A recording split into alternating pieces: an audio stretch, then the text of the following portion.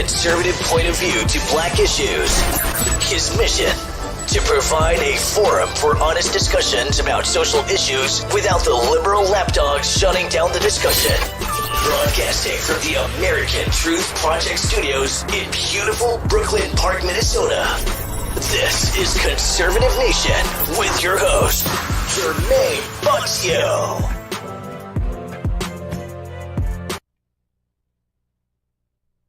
Wow. Hello.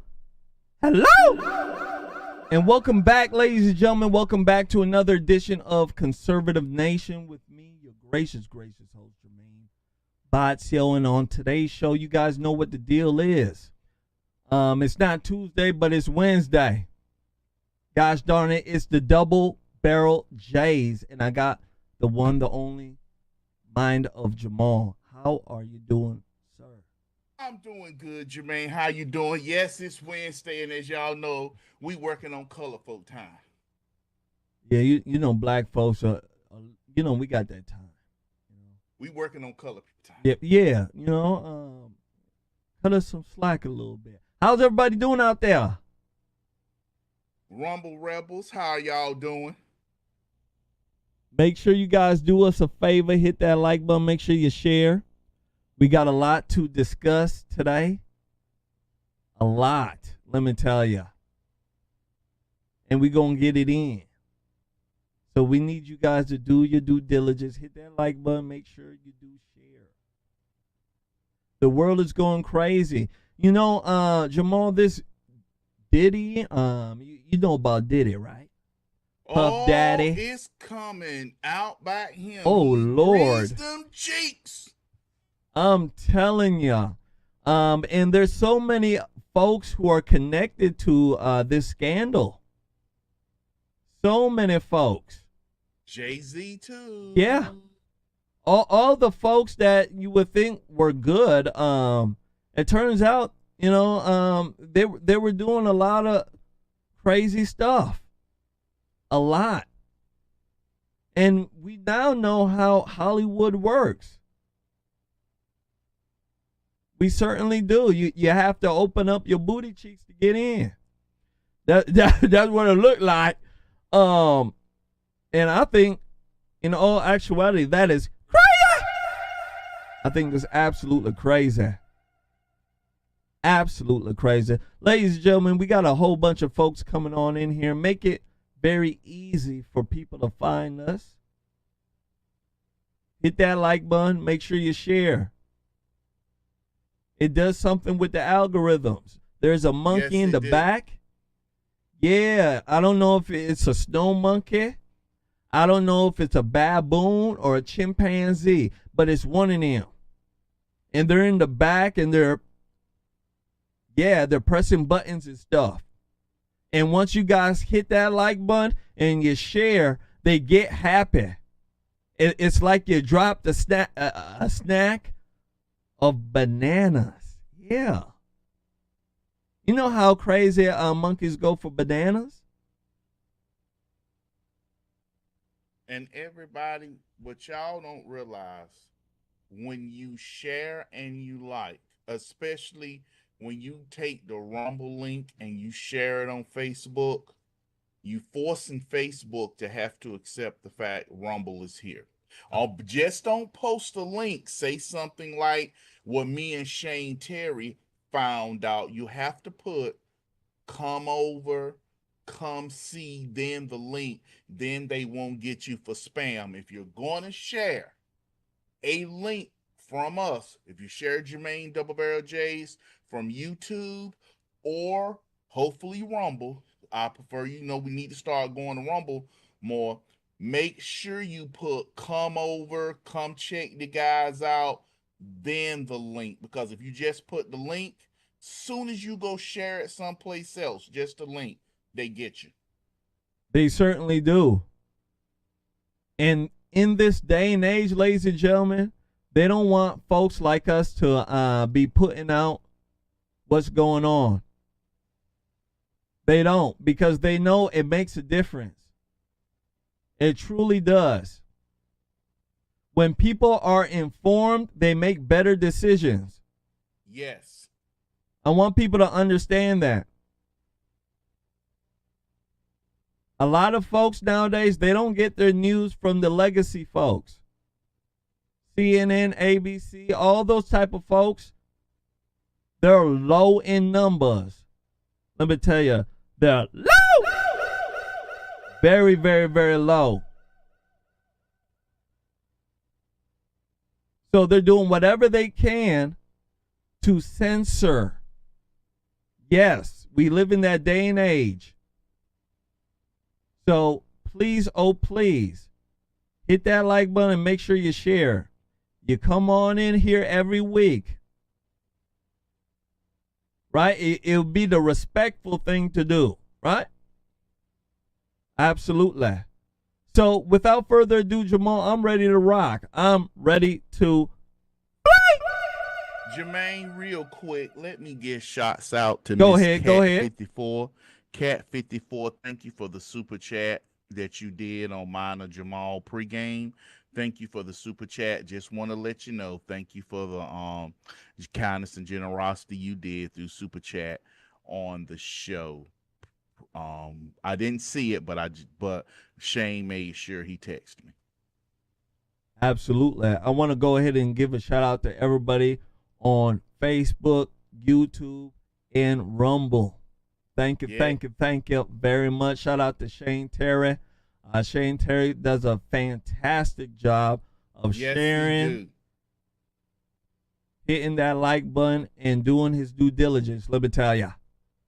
So shout out to him and shout out to everybody else. Absolutely. So without further ado, ladies and gentlemen, let's get rocking. Let's get the flaming. First one up. First one up. I want to show you guys a video. This video is viral. It comes from the Whatever podcast. The Whatever podcast deals with men and women and the culture, let me tell you. They posed a question on their podcast. Why don't men protect women anymore? You know, back in the day when women used to be women, You know what I mean, right? Yeah, when women used to be women, they didn't have that other junk down there. You know what I'm talking about? Yeah, when women Yeah, came with no penises. absolutely. They were nice. They were feminine. Yeah, when women used to be women, men protected them. But it seems like nowadays, men have shied away from it. And there's a whole bunch of women who are mad about it, the modern day woman. And I want to run this clip when it comes back. I want to get you guys' take on it. Why is it hard for men nowadays to protect the single independent woman? The one that says, I don't need no man. You know what I'm talking about? I don't need no man. I could do it all by myself. Let me go ahead and run this. When it come up, we shall discuss this. Make sure you hit that like button. Make sure you share. Here we go.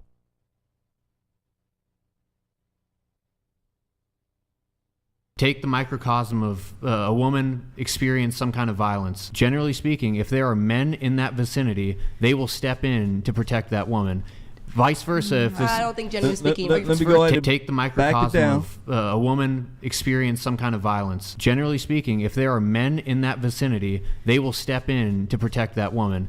Vice versa. If this, I don't think generally speaking. Are you from the South, you said? Because I'm West from- Coast, men are not jumping to help us. I thought you were strong, independent women. You don't need to depend on men. maybe if feminism wasn't so prevalent in these Western areas, they'd be more like the South.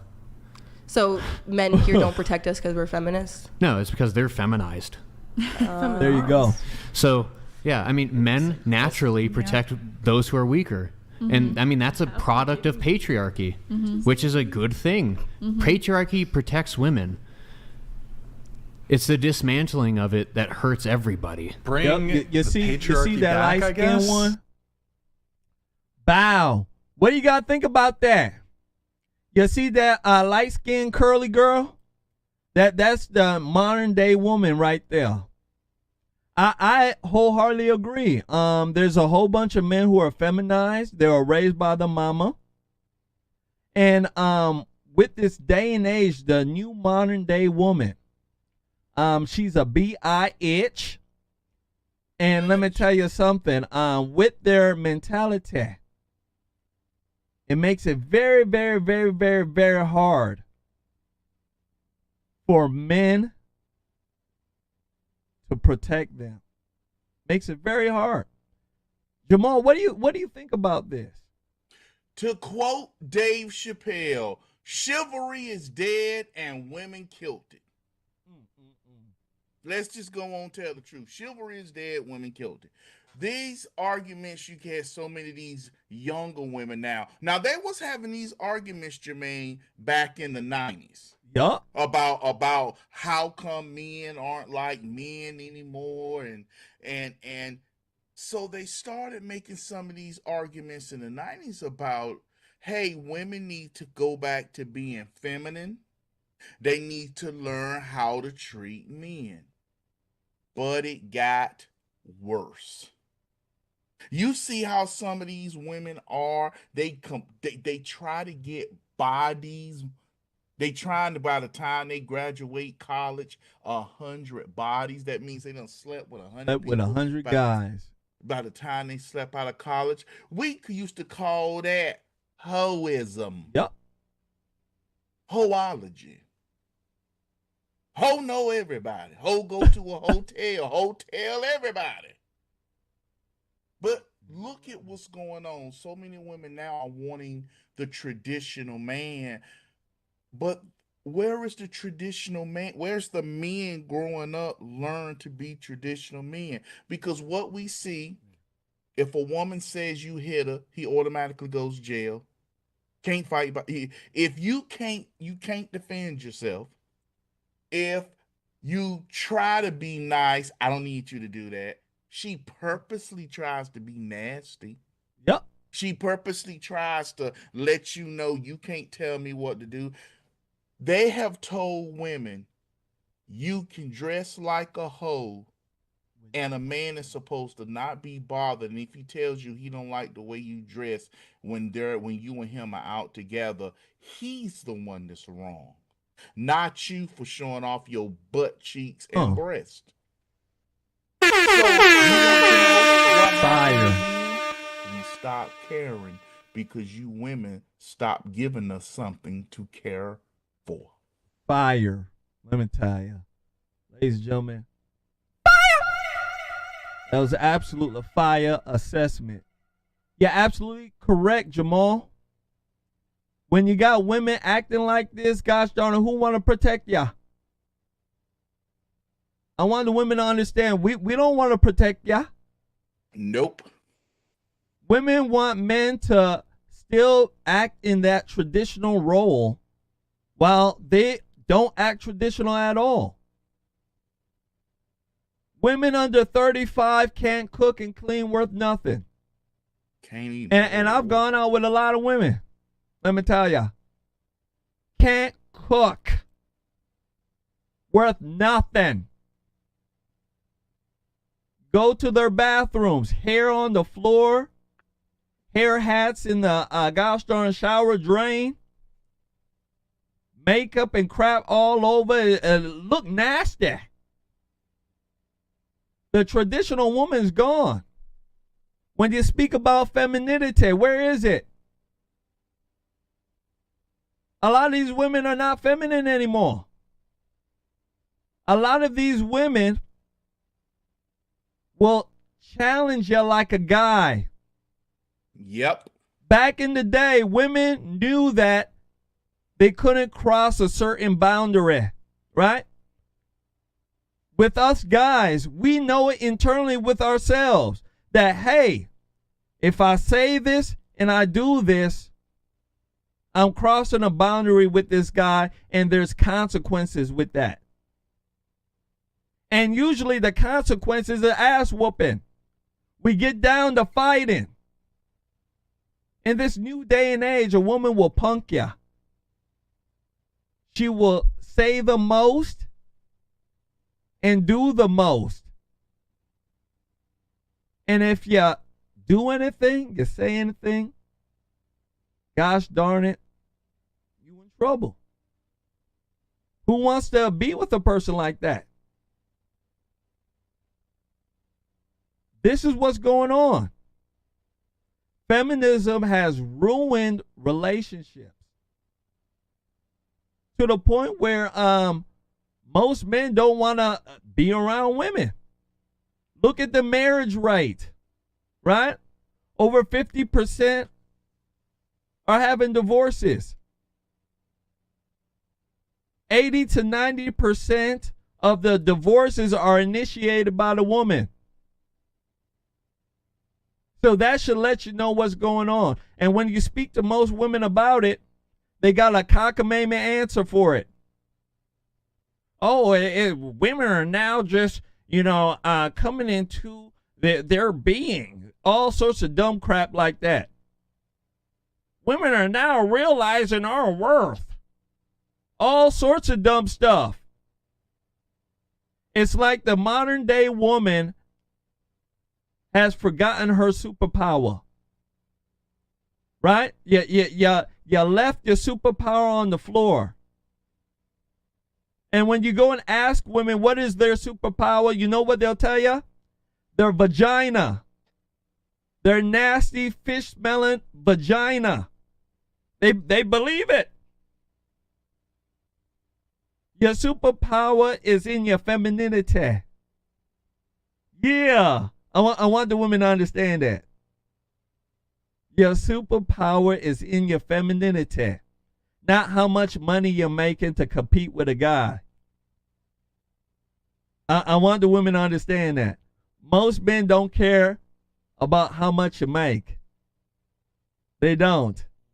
And once you start bragging about how much you're making, let me tell you something. You sound like a guy.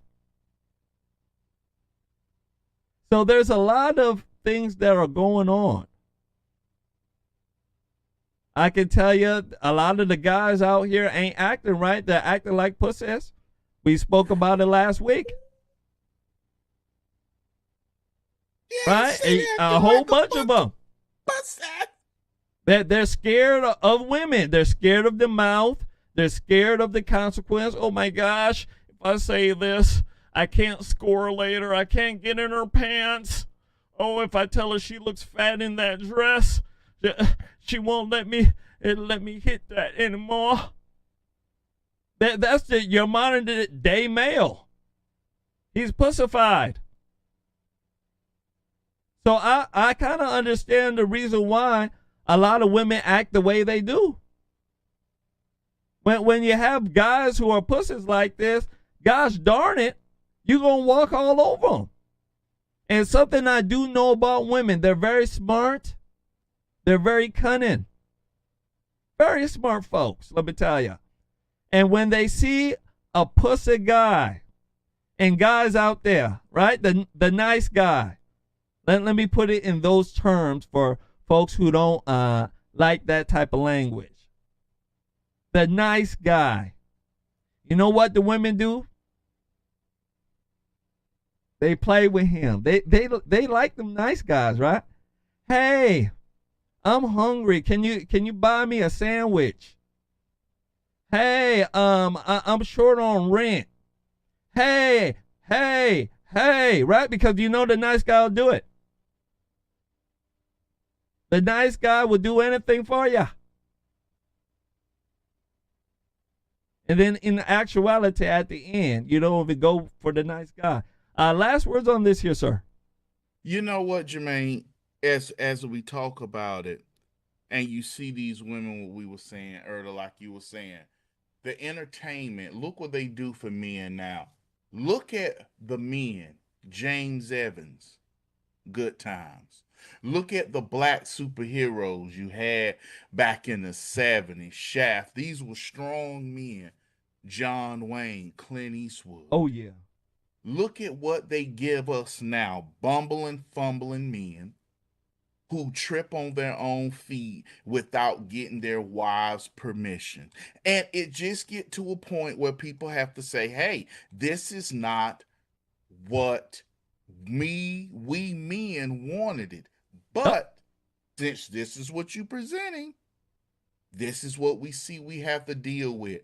And notice, this is a Western problem.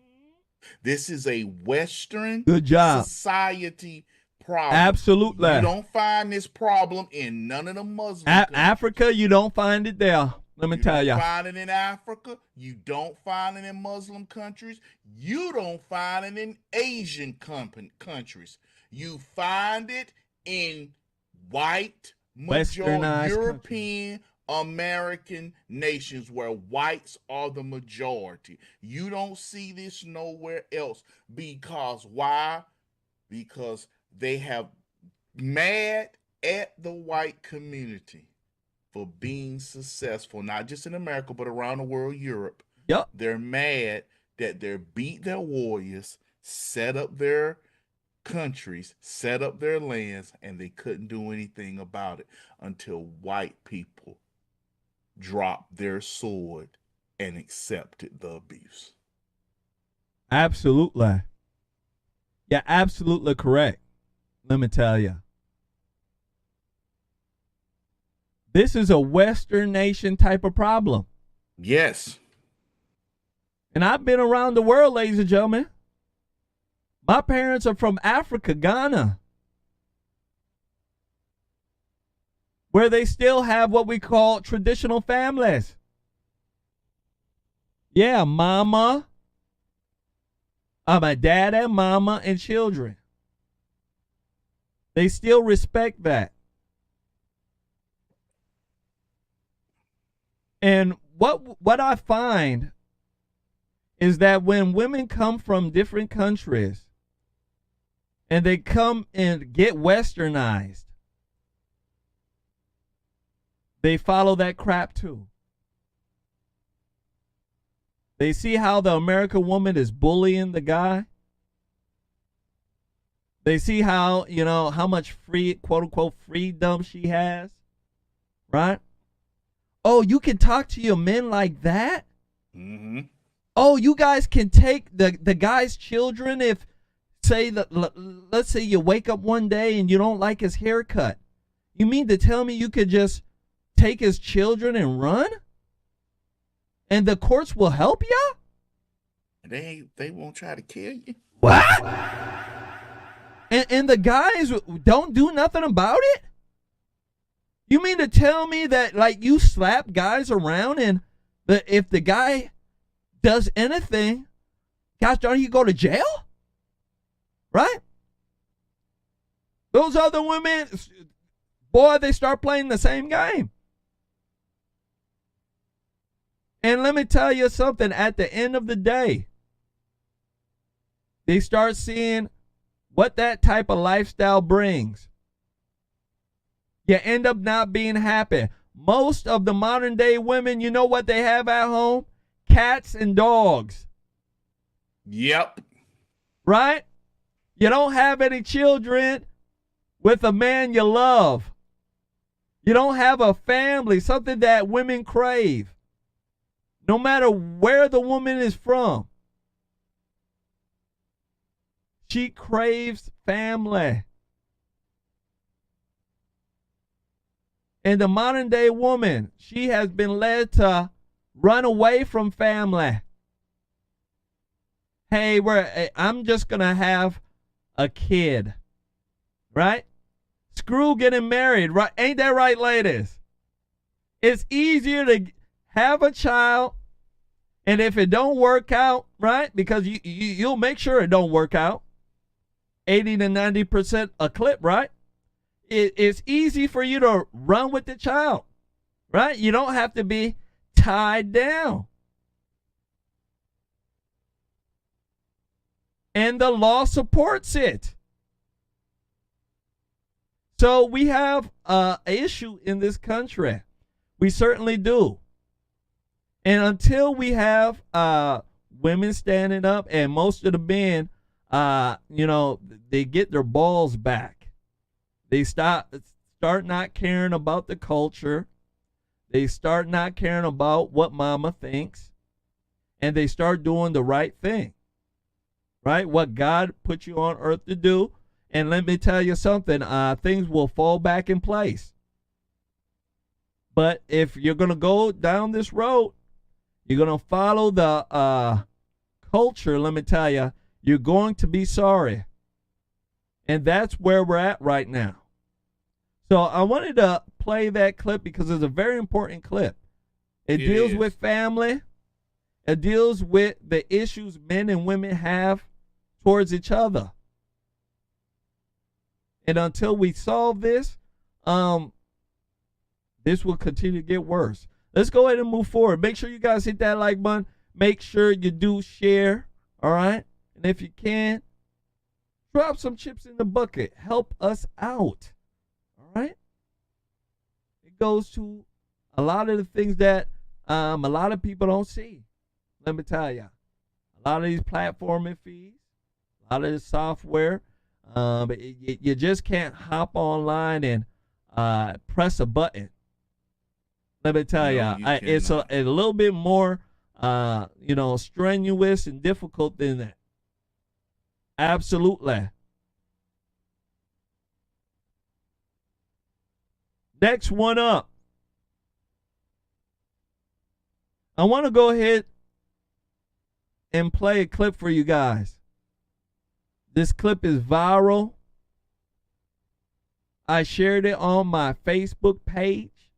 If you're not my Facebook friend, gosh darn it, you should be. I can kick out anybody who I think is a liberal. There's a whole bunch of folks on my page that I think are liberals. I think they might have crept in and lied. Yeah, I've been banning folks right and left. You can get in. Let me tell you, you'll have a good time. This clip deals with an African man. He's an African interviewer, some show that they have there in Africa. I don't know where it's from. They speak to some transgender man. And this African guy is using common sense in a lot of the things he's asking. And a lot of people are asking, gosh darn it, how come we can't do that in our country? And how come we can't find folks like that to run a lot of our organizations? I want you guys to take a look at this when I come back. I want to speak about it. Because what this African man does, let me tell you, is how a lot of the folks over there think when it comes to the LGBTQ community. They ain't playing in Africa. Gonna let you They know. it look like they don't play that game. Here we go. Make sure you share, hit that like button.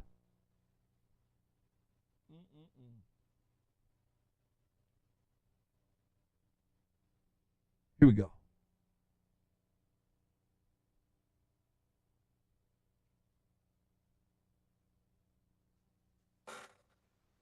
We bring in the studio this morning one of the gay rights activists, Mr. Should I call you Mr? Pepe Julian Onzima. Thank you for coming in. Good morning. Why are you gay? Who says I'm gay? You are gay. How can I describe you? I'm a human rights defender, currently focusing on LGBTI issues. Just for the record, I am not a gay rights activist. I believe there's nothing like gay rights. There is human rights. Now we're looking at the raging debate. You're a gay rights activist. Why should someone be gay? Gay people are born that way. They are born gay because you tend to realize yourself as or find out these changes in you when you're a child. You were initially male or female? The sex that was assigned to me at birth was female. And you opted to become male. Are you dating any female?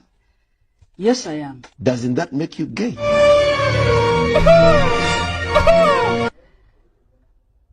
What do you mean, doesn't that make me gay? Oh, God. I am male and attracted to a female. So who is gay? Bow.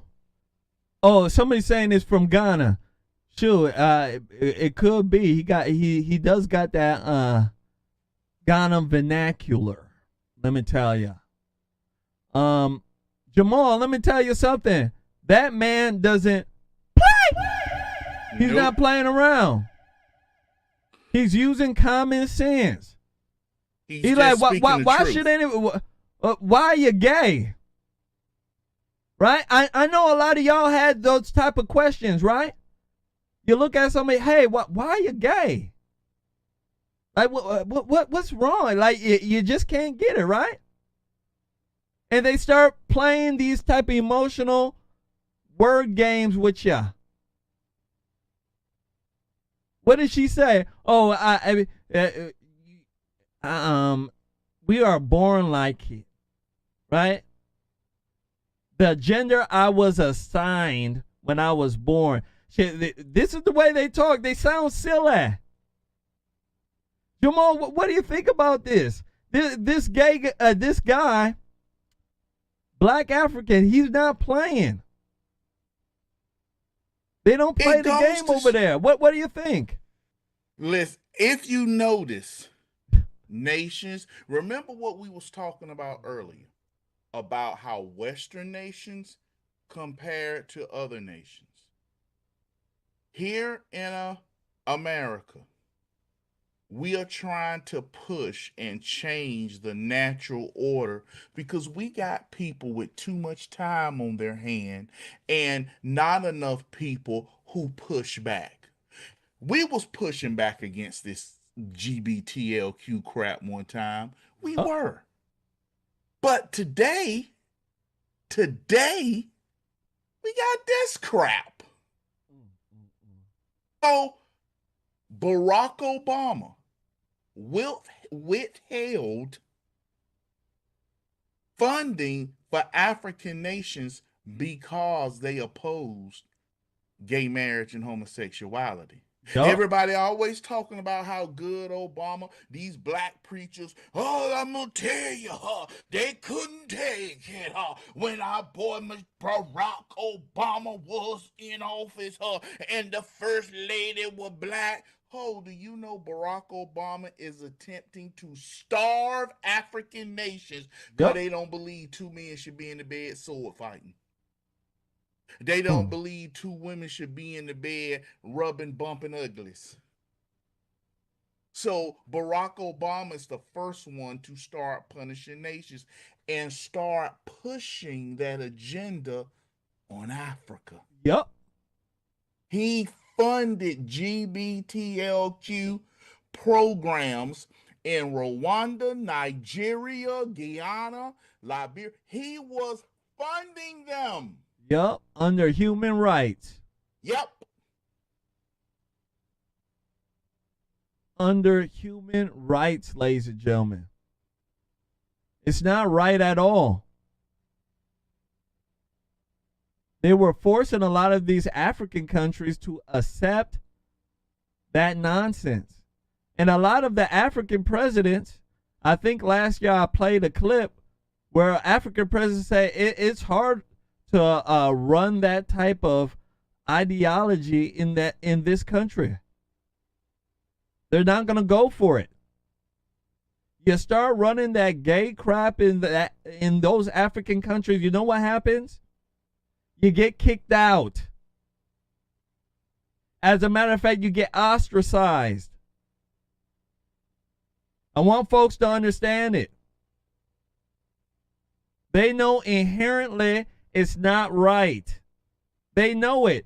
It has nothing to do with religion, right? Even when you step away from religion and you look at the LGBTQ phenomenon, the lifestyle on its clear basis, let me tell you,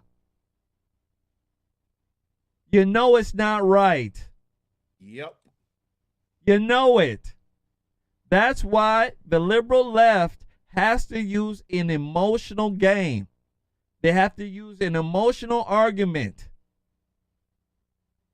And now they have dumbfounded a lot of these doctors. A lot of doctors have lost their credibility now because they're going along with the madness. A lot of these liberal doctors who are out there, they want to make money.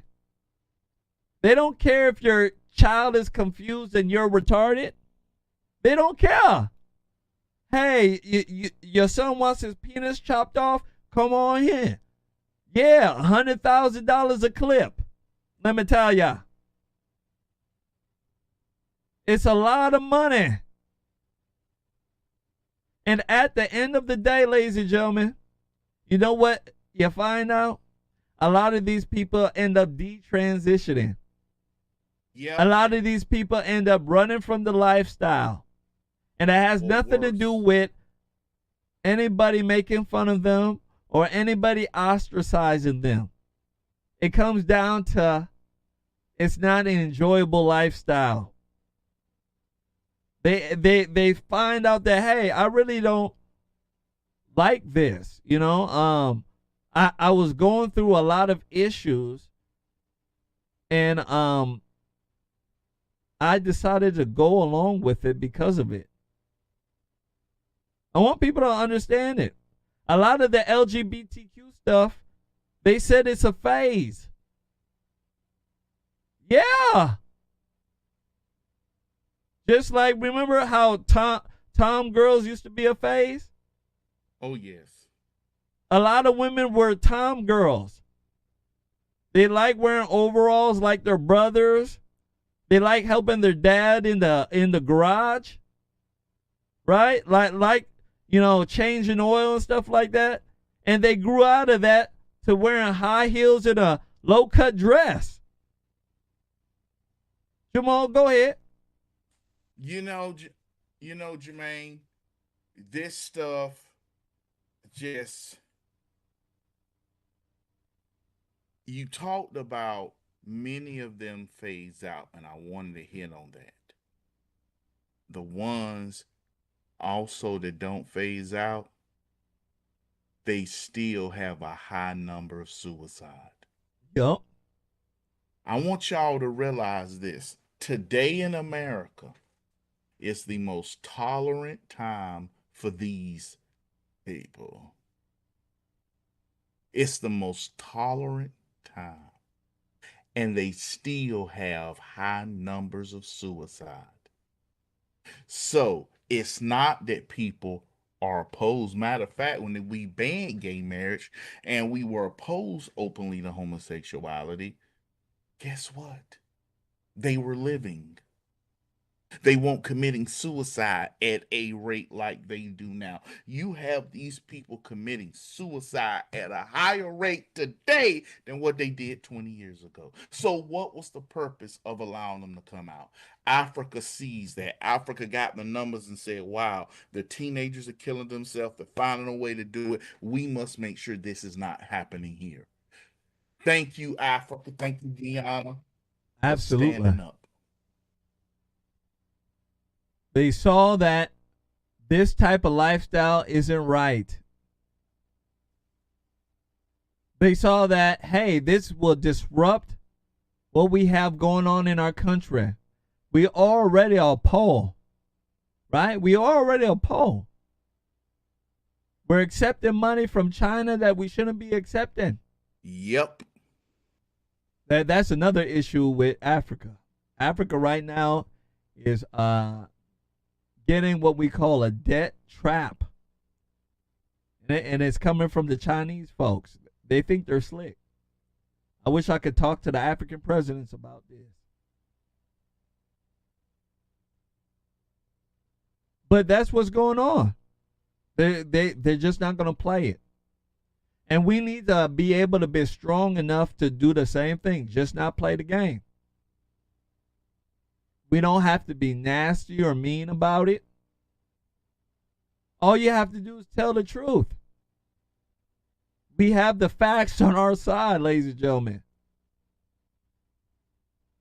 And once you start doing that, you'll see how fast that a lot of these LGBTQ folks will run from that type of lifestyle. Right now, they're getting preferential treatment. Hey, if I'm gay, I get preferential treatment.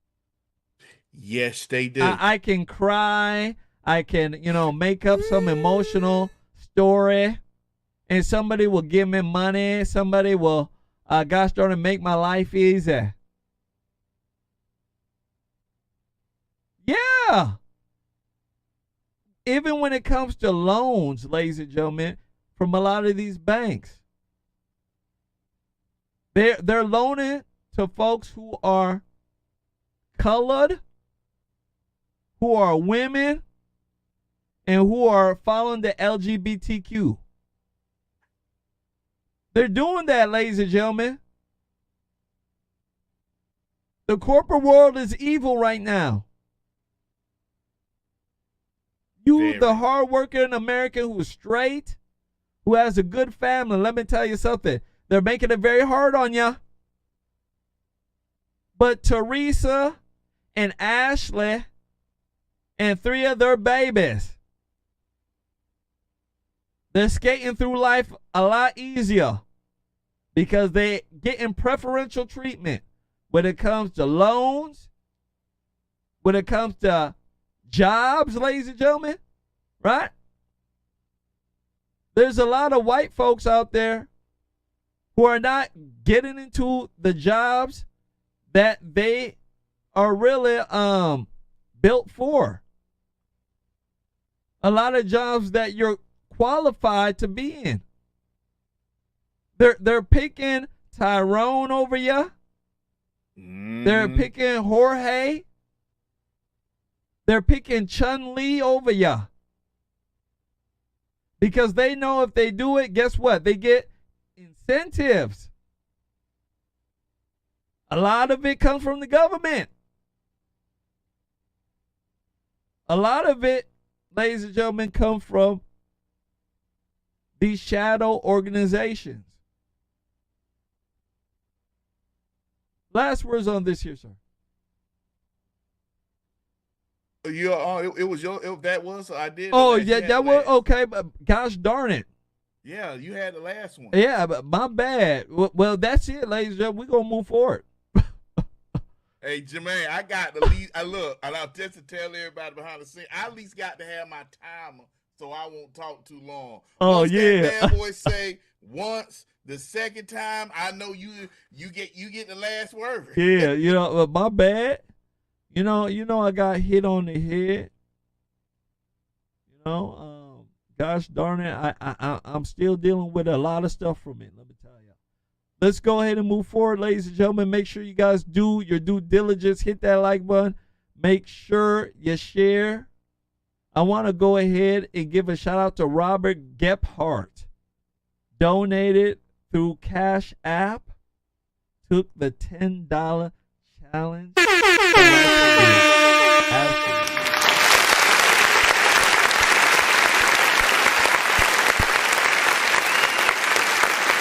Shout out to you. Shout out to you. Absolutely.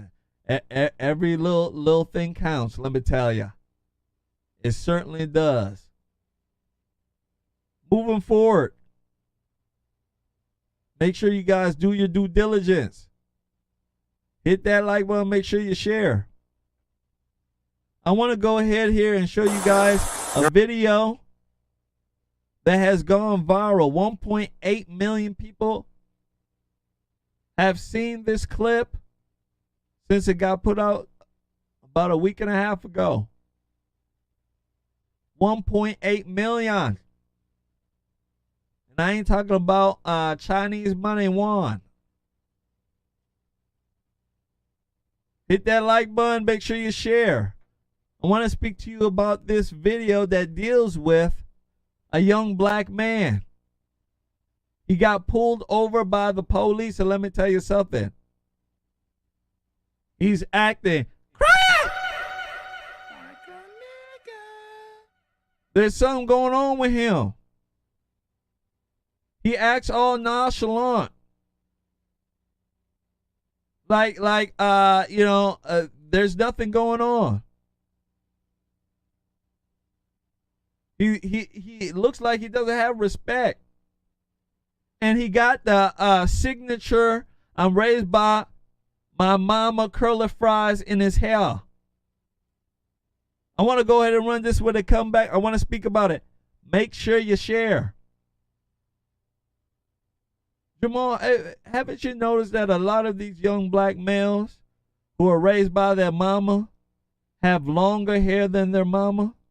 Why you think, and I'm going to say it, and if anybody get offended, they just get offended.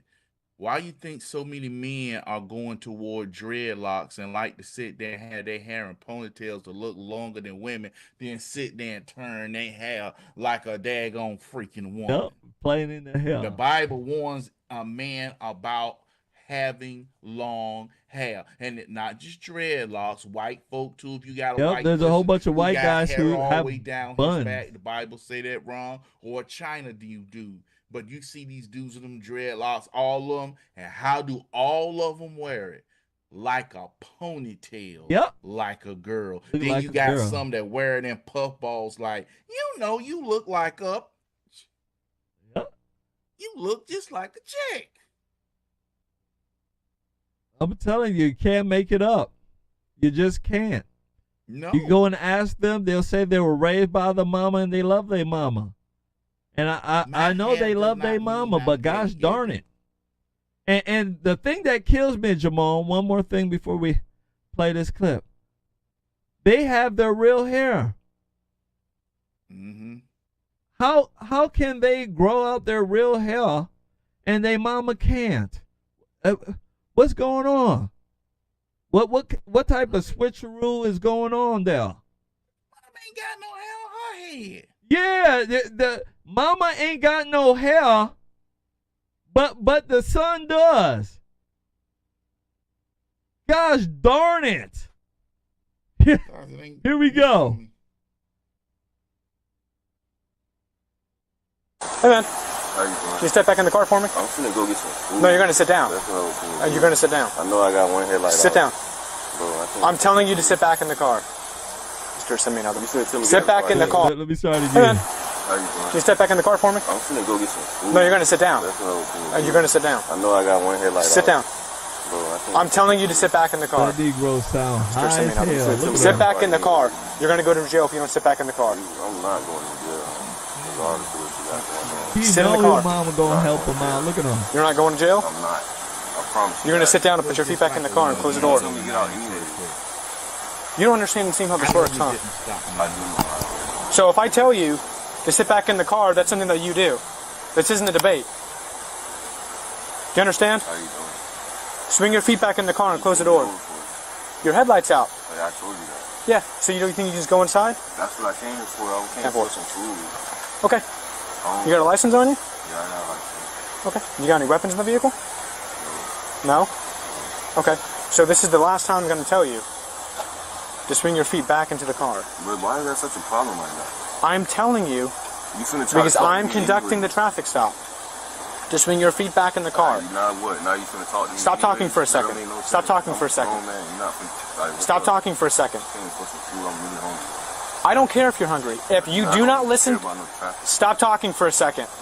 If you do not listen to what I am telling you to do again, I am taking you to jail. Do you understand? What's up? What's up? Do you understand? Do you have a license on you? I told you already, and I'm not going to jail. Stop saying that. Where's your license at? In my pocket. Do you have any weapons on you? I'm not going to jail. I promise you that. Do you have any weapons on you? I'm not. I told you that. Do no, you I don't. have- I answered your question. You asked me the same question. Where's your I license said at in your no. pocket? In my pocket. Okay. You got any weapons in the vehicle? I'm not answering that for no more. I already said no. What's your problem? I'm hungry. That's what I came here for. And you pulled me over. I seen you turn around. You got somebody Yeah, else. I passed you because you got no headlight I out. want to talk to him. I want to talk. You don't decide. You don't decide that. You're gonna get out of the car if you don't Like I said, I stop. don't want to talk. Are you gonna listen to what I'm telling you to do? Are you gonna listen to what I'm telling you to do? But I don't want to talk. But you. Okay. I'm not going to jail. So don't even start. Are you gonna? So don't even start. Are you gonna give me your ID? I don't want to talk. Are you gonna give me your I ID? said this in my pocket 3 times. Are you gonna I give don't it want to to me? talk to you no more. Are you gonna give it to me? Give me your ID. I want to talk to you. No, that's not how it works. Are you gonna give me your ID? I don't want to talk to him. Okay. Okay. Get out of the car. Bro, Get out of the car. Get on the ground. Bro, hang up. Put your hands back. Hang up. I'm not going on the ground. What are you doing? You're not giving us your ID. It's in my pocket. When you're not giving it to us, can you not listen to him? Stop putting stuff in me, bro. I'm not doing it. Okay, well, you're not listening. So this is what we're going to do. Let go of the keys. Let go of the keys. Pulling stuff on my hand. Let go of the keys. Put it in my pocket.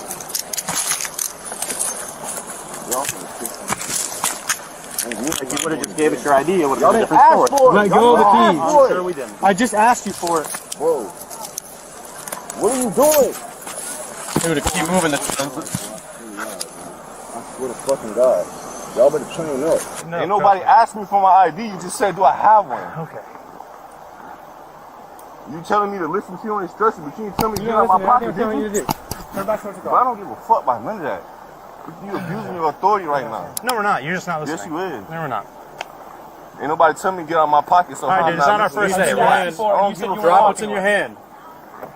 Drop what's in your Put it in my car. You not finna put it on the ground? I put it in my mouth. Let go. Bet you can get in the Stop. car. And I'm going to stop it right here. I'm going to stop it right here. Jamal, let me tell you something. This young man was raised by his mama.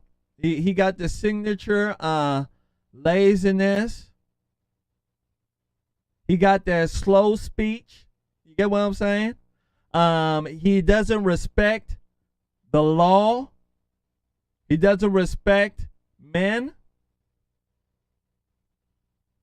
These are the stuff that we talk about, ladies and gentlemen. When you're raised by your daddy, guess what? You learn to respect authority, no matter where you're at. Yeah, no matter where you're at.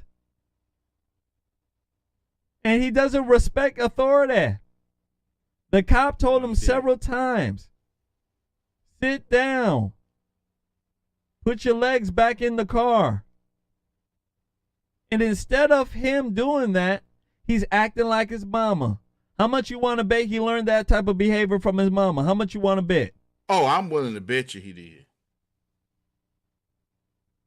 The guy's asking him a question, and you know what he's doing? He's answering with a question. That sounds like mama right there. Rights lover. Instead of him to do what he was told. Thank you. It would have gone real smoothly. I'm hungry. I ain't going to jail. I bet you I'm not going to jail. As if he got authority. These are the type of Negroes who the Democrat Party loves. They love these type of Negroes and their mama. You know why? You know why? You know why? Because they need them and they easy votes. Absolutely. Easy votes. They know that these Negroes will get in a tussle with a cop, and usually the cop will be white, right? Because it seems like a lot of black folks don't like to be in law enforcement for some reason. The cop will be white. And the way law enforcement works, they're going to manhandle him, right? Because they're males. Yeah, guys like to put your hands on each other. Yeah. And when that happens, they go ahead and misconstrue the situation. You'll have one of these CNN idiots up there saying, hey, this is racism. You see the way that he's talking to that young man? Right? It'll be a white liberal. Hey, you see the way that he's talking to Jerome right there? Oh, my goodness gracious. That's racist. Hold on. We got Tyrone on the phone here. Tyrone, oh, my goodness gracious. We see how that evil white racist cop treated you. That's a white liberal for you. And if Tyrone would have did something right here, got shot, got hurt, got killed, you know what the mama would have done, the one who raised them like that?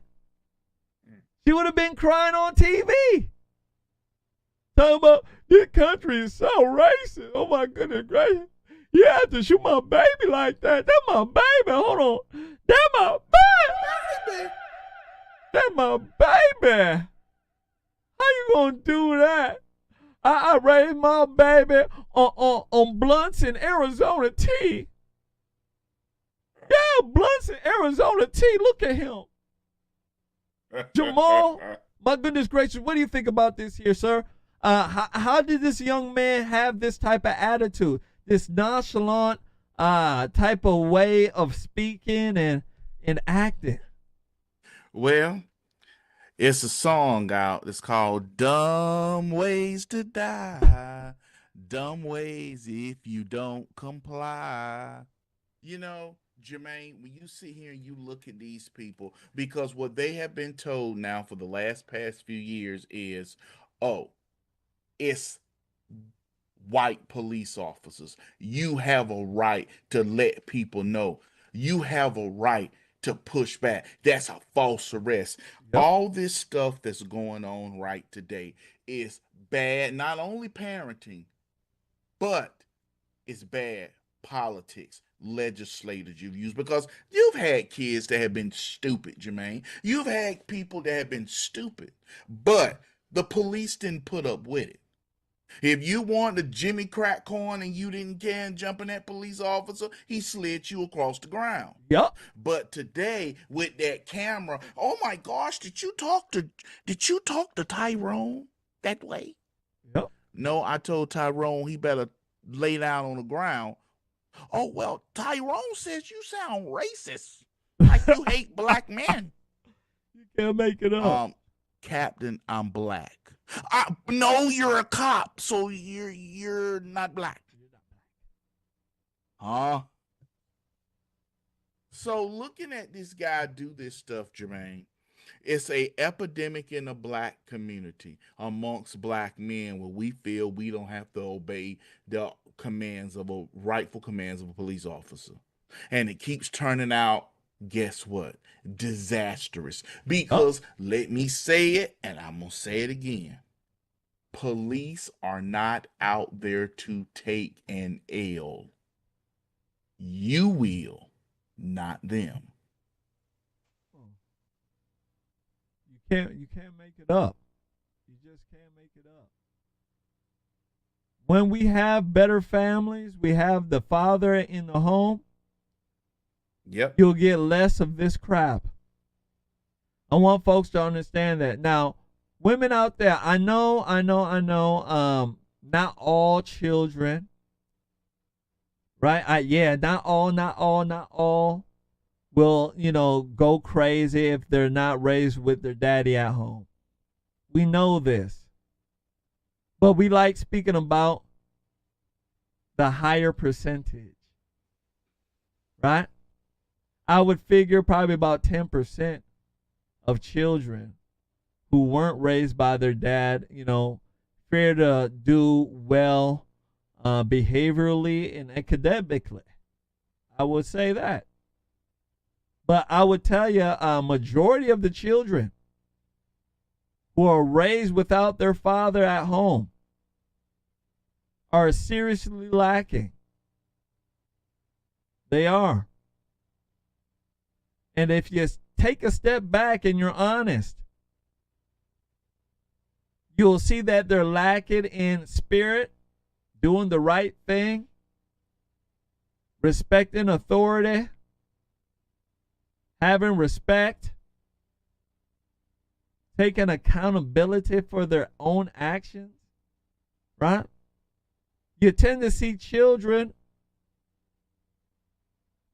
who are raised like this. They think through emotion. And I want people to understand this is what's going on in our world. We have Republicans in office who see this going on. They know why it's happening, but they're not being honest about it because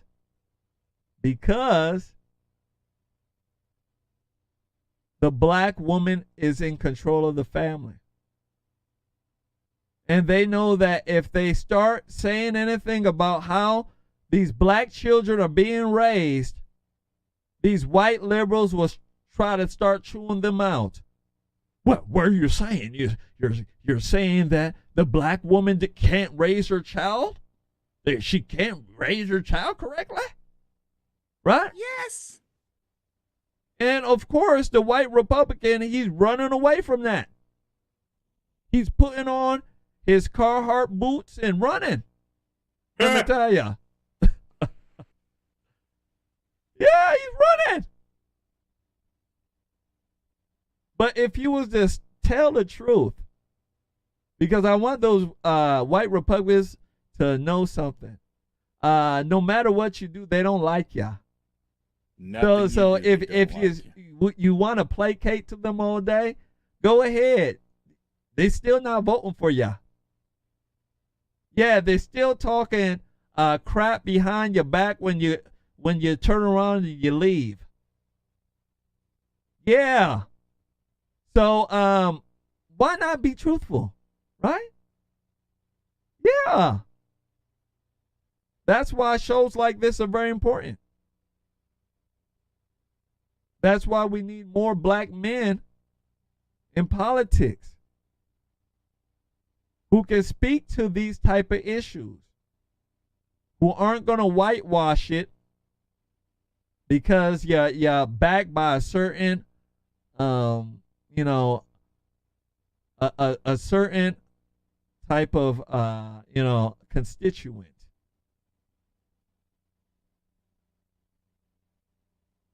I want folks to understand that. We need them.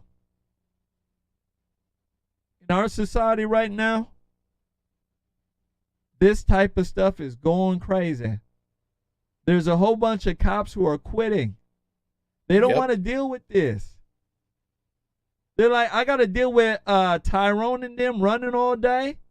And then on top of that, when I catch them, and if I hurt them, gosh darn it, I lose my job. And possibly go Yeah, to jail. they don't want to deal with it. And then you start looking at how these officers are being hired nowadays.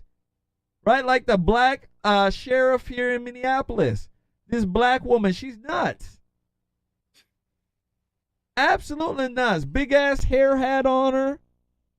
Not trying to, stand up for what is right, making excuses for black young criminals. That's what you're going to get. So we have to do what is right. Last words on this here, Jamal. You know what, Jermain? I was sitting here as we was talking. I want you to hear this now, and you could tell these was fine, upstanding young men. Real quick, 2 children among 6 shot in fatal DC shooting. Oh, Lord. A 9-year-old boy and a 12-year-old boy were amongst the 6 people shot outside an apartment complex in Washington, D.C. So you got kids dying. Washington, D.C., predominantly black area. Hey, single mothers. Yep. You see how these kids fight with the police? This is your fault. Because you need to say, I was wrong. We failed. And you need to get some men back in the home. You need to get James Evans back in the home. Absolutely. We don't need Uncle Phil. We need James Evans. We don't need Moesha daddy. We need James Evans. We need somebody who's coming back in the house tired from working 12 hours all day. Oh, yeah. And if something gets stupid, he gonna slide you across the floor like you sliding in the base to win the World Series. Absolutely. That's what we're missing. And this young man, you see him in this video, this is nothing new. Notice, people, we are seeing these videos more and more and more. The more and more we talk about diversity, inclusion, and equity, the more we start talking about that crap, you start seeing these young black men now with chips on their shoulders. Yep. And everybody's not going to put up with it. But they do it in cities where they know they already have frightened the city council, the Yep. mayor, the police chief. So they act this way. Absolutely. And then you get cops not doing their jobs. The cops stop enforcing certain laws. A lot of the traffic stuff, especially here in Minneapolis, they stop pulling people over for it. Wow. If you have, your plates are expired, they're not going to pull you over. If your license is suspended, gosh darn it, they're not going to pull you over. I want people to understand that, because they know a lot of the people they pull over, and you can look at the statistics with it, will be people of color. Black. And they don't want some internal investigation coming from, some independent group or the government coming in there and saying, you know what, this is racial. They don't want that. They don't want to give over that pension and retirement. Who would? So they stopped enforcing a lot of these things. And that's why the crime rate jumped through the roof. So we have to be honest about this. That's what we need this program, ladies and gentlemen, to reach the right folks. Because once they hear this type of conversation, they hear these type of ideas, they'll get some confidence in them, knowing that what they're doing is the right thing. But if all they hear is this liberal nonsense BS, this crime is inherently racist and all sorts of dumb stuff like this, we're not going to get any good outcomes. We're not at all. So we need family. We need family, and we need people to be honest. Let's go ahead and move forward. Make sure you Jermaine, guys go ahead. Can go I ahead, say brother. something real quick? I would like to thank Miss Cynthia Shaner. Thank you for the blessing to the page. Miss Cynthia Shaner, thank you for blessing the page. Thank you for blessing the page. Jermaine, a lot of this will stop when white America say they've had it. Yep. It don't matter if you liberal, if they and their liberal grandkids. If white America go into the newsroom and say, we will tell what color, what race, and age, and we will no longer hide it from the public. We will no longer act as if the black community don't have a problem. That's what it's going to take. Yep. But and let me tell you something. Black folks have a big problem. And the more that they try to hide it, the more it shows. Yes. Make sure you guys hit that like button. Make sure you share. I want to go ahead and give a shout out to a beautiful woman, Yvette Romek. She donated to the page through PayPal. Shout out to you.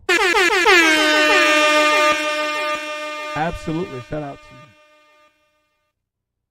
Make sure you guys hit that like button. Make sure you share. Let's go ahead and move forward. Next one up. Next one up. I want to speak to you guys about liberal influencers. Oh, yeah. Welcome to the Liberal Hive Mind, a channel solely focused on exposing the abundant hypocrisy of the left. Well, we're headed towards full fear-mongering campaign mode, right? The closer we get to election day. Wow. My bad. Yeah, I'm still black. I'm sorry. I want to speak to you guys about liberal influencers. A lot of them are being paid by the Democrat Party to put out nonsense. Yep. This page on Facebook and on YouTube called Now This. They have a whole bunch of liberal influencers on there who spew nothing but nonsense. Put out emotional arguments. They try to make white people look bad all the time. And usually who's speaking is a gosh darn young white liberal with purple hair. With green hair. Usually when you see these folks with the different type of colors in their hair, they're crazy. Yeah. You better believe it. I learned that when I was dating. When I see these young women out here with purple hair, blue hair, and they tell you, oh, I just want to do something different. They're nuts. Let me tell you. They're crazy.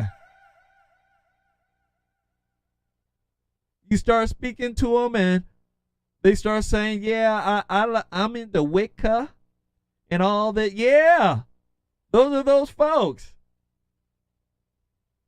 Crazy, huh? Well, this liberal page, Now This, has a black woman on there, black lady. Of course.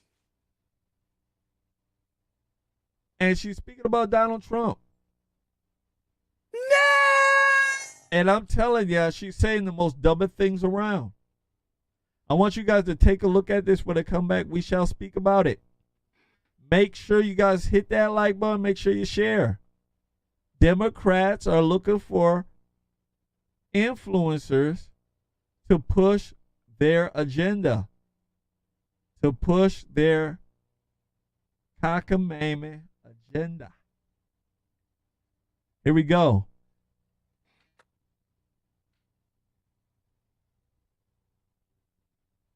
dangerous man. Donald Trump is evil and orange and must be stopped. And so here are the talking points. Wonder what Trump will actually do if he gets back into office? You don't have to speculate because he calls his plan Agenda 47. And spoiler alert, it's scary as shit. Here's some of the worst ideas we're in store for if he wins in November. 1. Attacking immigration. Trump's anti-immigration policies will be even worse the second time around. He's promised to end birthright citizenship, enlist an army to round up and deport millions of undocumented immigrants, and deploy thousands of U.S. troops to the southern border. 2. Criminalizing LGBTQIA plus Americans. Trump says he'll ban gender-affirming care for trans kids and prevent schools from helping kids through their transition. He wants to forbid schools from even teaching anything about sex and gender that diverges from the far right's idea of the nuclear family. 3. Overhauling education. Agenda 47 includes huge changes to the education system. He wants to give huge benefits for homeschooling to indoctrinate kids with Christian nationalism, incentivize teachers to carry guns in their classrooms, further crack down on affirmative action, and destroy crucial DEI departments at colleges and universities. 4. Restoring racist crime policies. Criminal legal system reform will be off the table if Trump becomes president. He promised to bring back racist policies like stop and frisk and other ineffective and discriminatory tough-on-crime tactics that have failed in the past. He also wants to increase protections for power-abusing police while rolling back hard-fought-for reforms and institute the death penalty for low-level crimes like drug dealing.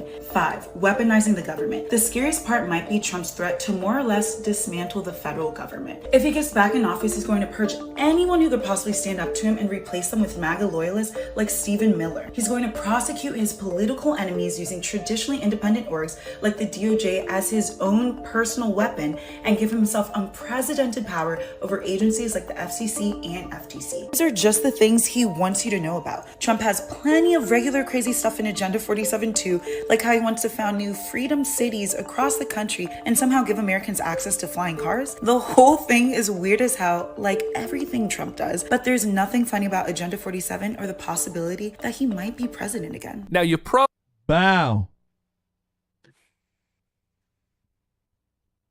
So there you go.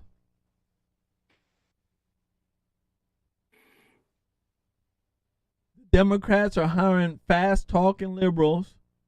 Useful idiot. Putting out lies. And let me tell you something. There's a whole bunch of young folks out there who are going to believe it. A whole bunch of young folks who have been raised to think through emotion. This is something that Republicans have to start thinking about and talking about. You Republicans in office, you're doing us a disservice if you're not speaking about this. That a lot of children nowadays are being taught to think through emotion.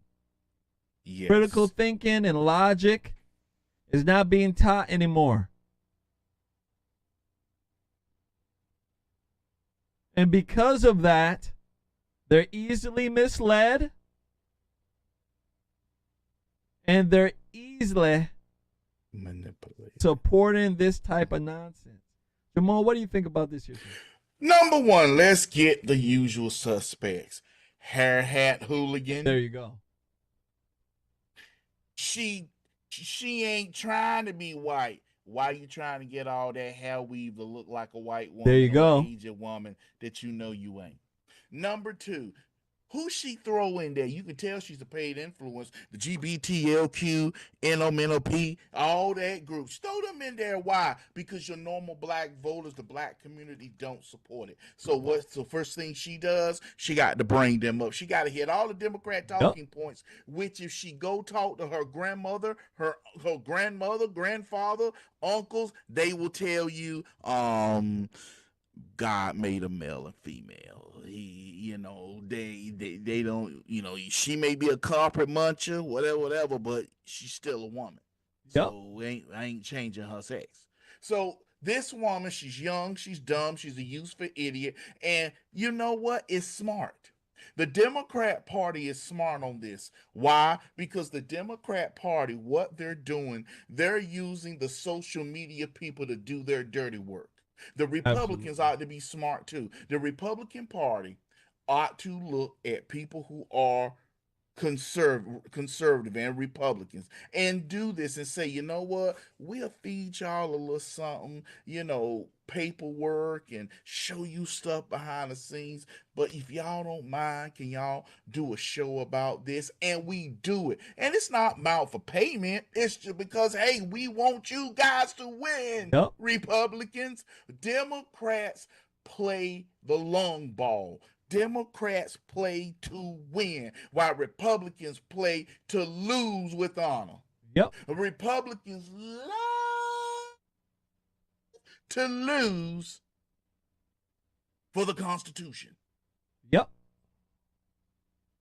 We lost, but we refused to do what they do. We upheld the Constitution. So you're telling me you lost for the Constitution to the people who want to burn the Constitution. Crazy. Make that make sense. It's crazy. And these influencers are paid. I don't know if they're paid a lot of money to say this. But let me tell you something. There's a whole bunch of folks who are doing it. A whole bunch. Republicans need to get on the ball with a lot of stuff. A lot of stuff that we talk on here about, they need to get on the ball with. Yep. When it comes to, social media, they have to get on the ball. TikTok right now, if you go on there, guess who's on there? Liberal idiots and buffoons. Yeah. TikTok, one of the hottest platforms right now. Reaching the young folks. And the liberals on there spewing hate. So we got to be honest about this. And the Republicans in office, they got to stop playing the game that's there.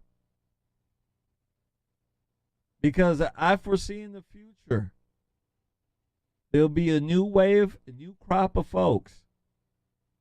And they will act nothing like the previous corporate establishment Republican.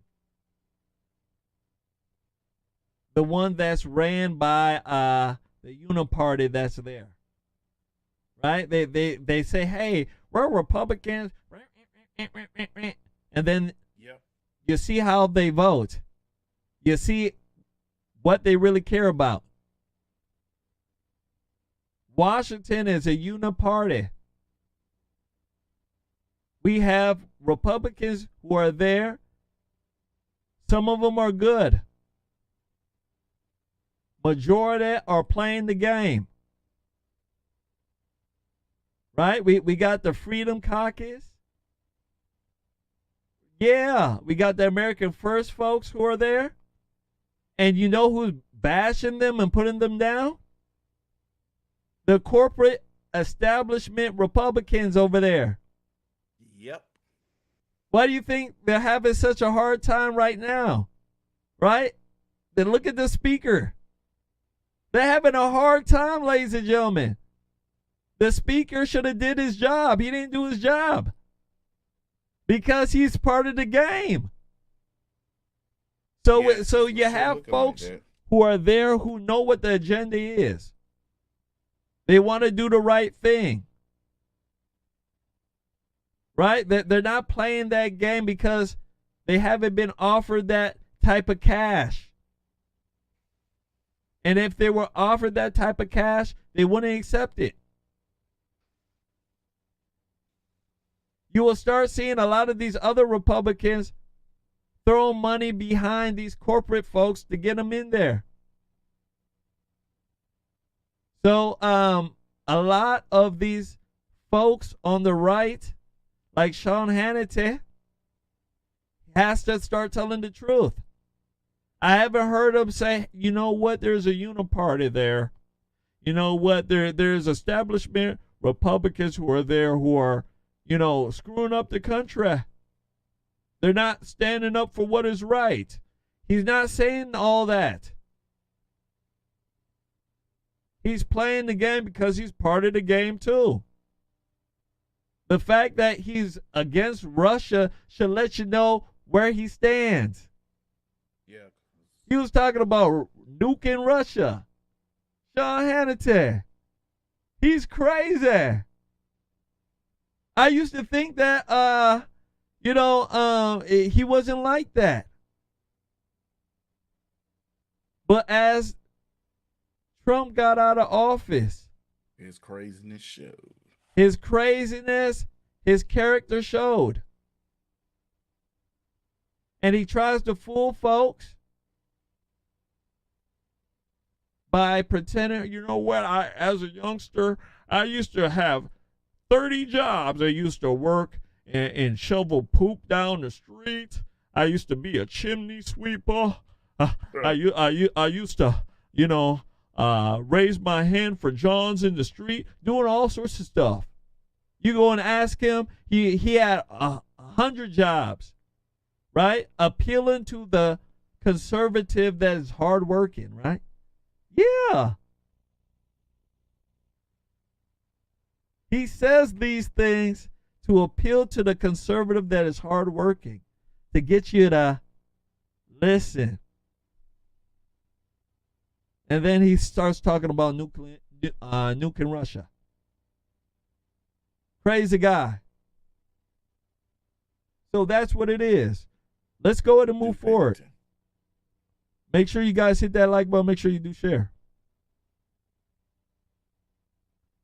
Next one up.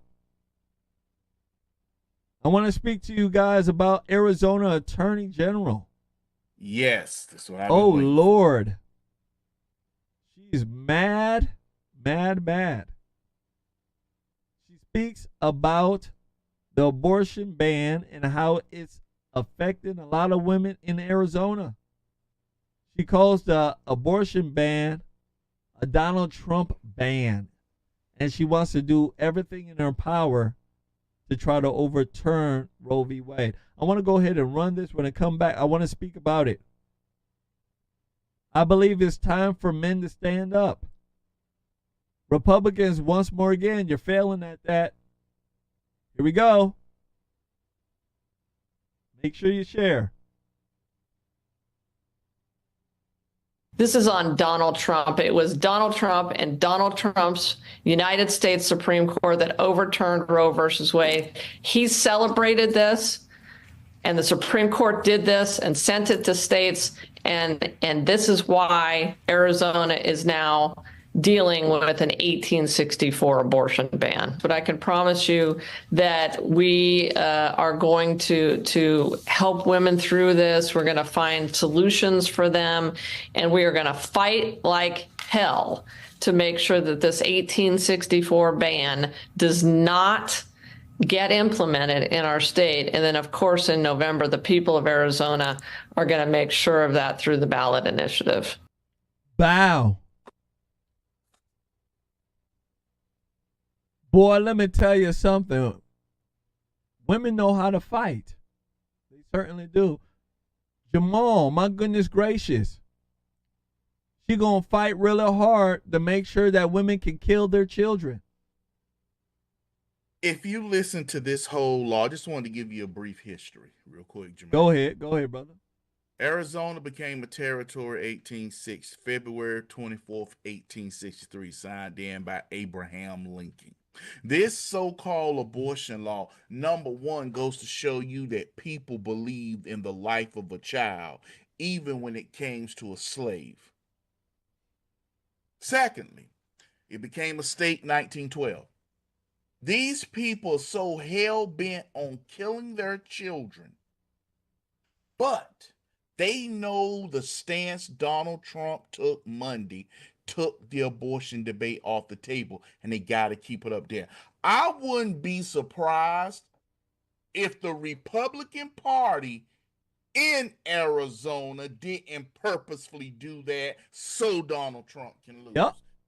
Because people forgot the Arizona board did not check signatures. They did some old Humpty Dumpty stuff that Republicans were not asking them to do when it came to the 2020 election.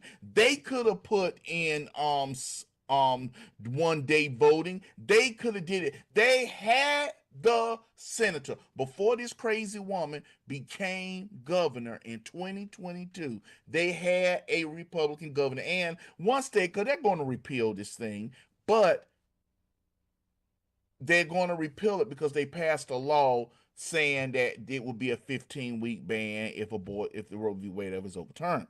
Now, number one, it should have never got to the point where women think that abortion is birth control. This all it is to them is birth control. So you mean to tell me you won't rape? Because if you just had abortions for rape, incest, and life of the mother, you will only need to perform 1% of the abortions they produce today.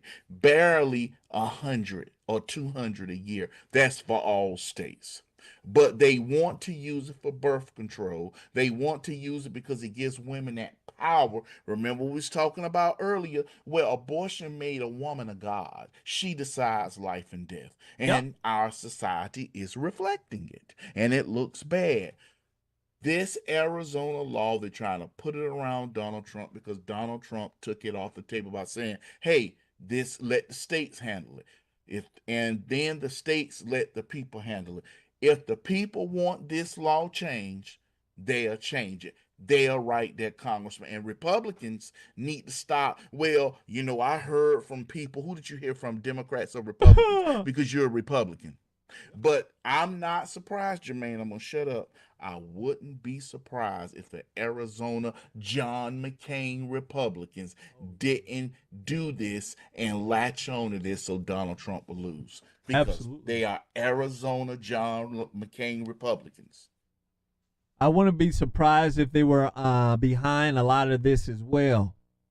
I wouldn't be surprised because the establishment corporate Republican hates Donald Trump.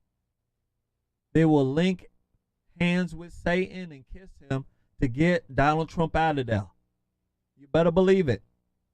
And I want men to understand something here. I speak a lot about men and men's rights. The reason why I do is because I care about men. Yes, I do. Most women don't care about men in this country. They just don't. Men have been failing right and left. When it comes to even the corporate incentives, they're giving it all to women. Yep. If you look at the college attendance rate, there is more women than men. Men have stopped going to college. You know why? Because when they get in, they're talking about LGBTQ and stuff like that. Mm-hmm. When they get in, they find out that a lot of the tests have been dumbed down. They don't accept real men no more. I want the men to understand this abortion deal is our deal as well. A lot of these women who are aborting the children because they don't like you. I want men to understand that. There's a whole bunch of women out there who will go to a club, have sex with John, Tom, Dick, and Harry, have a relationship with him, then have an argument and say, you know what, girl? Yeah, I'm pregnant. I'm about to go and abort this kid. There's no way I'm going to be stuck with Tom, Dick, and Harry. You think I'm playing?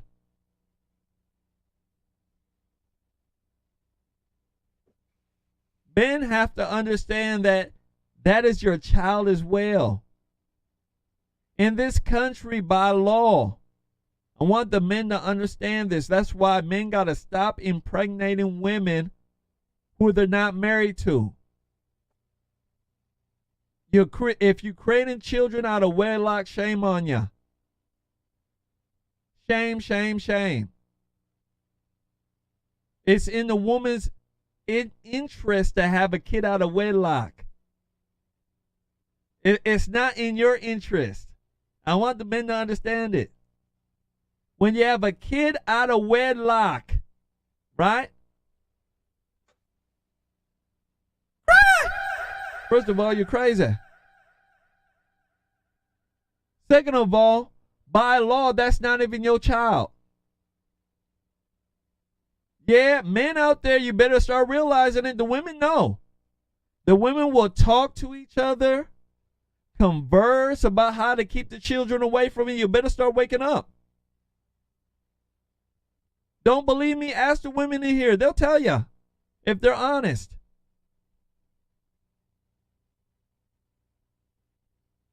By law, if you have a child with a woman you're not married to, by law, that is her child. You've already lost. So when she gets up from whatever spell that you put her under, and she doesn't like you, she can run off with your child. You can have your child wearing, your son wearing high heels, lipstick, all sorts of dumb stuff. And there's nothing you can do about it. The law is on their side. Most women nowadays would rather have a child than getting married.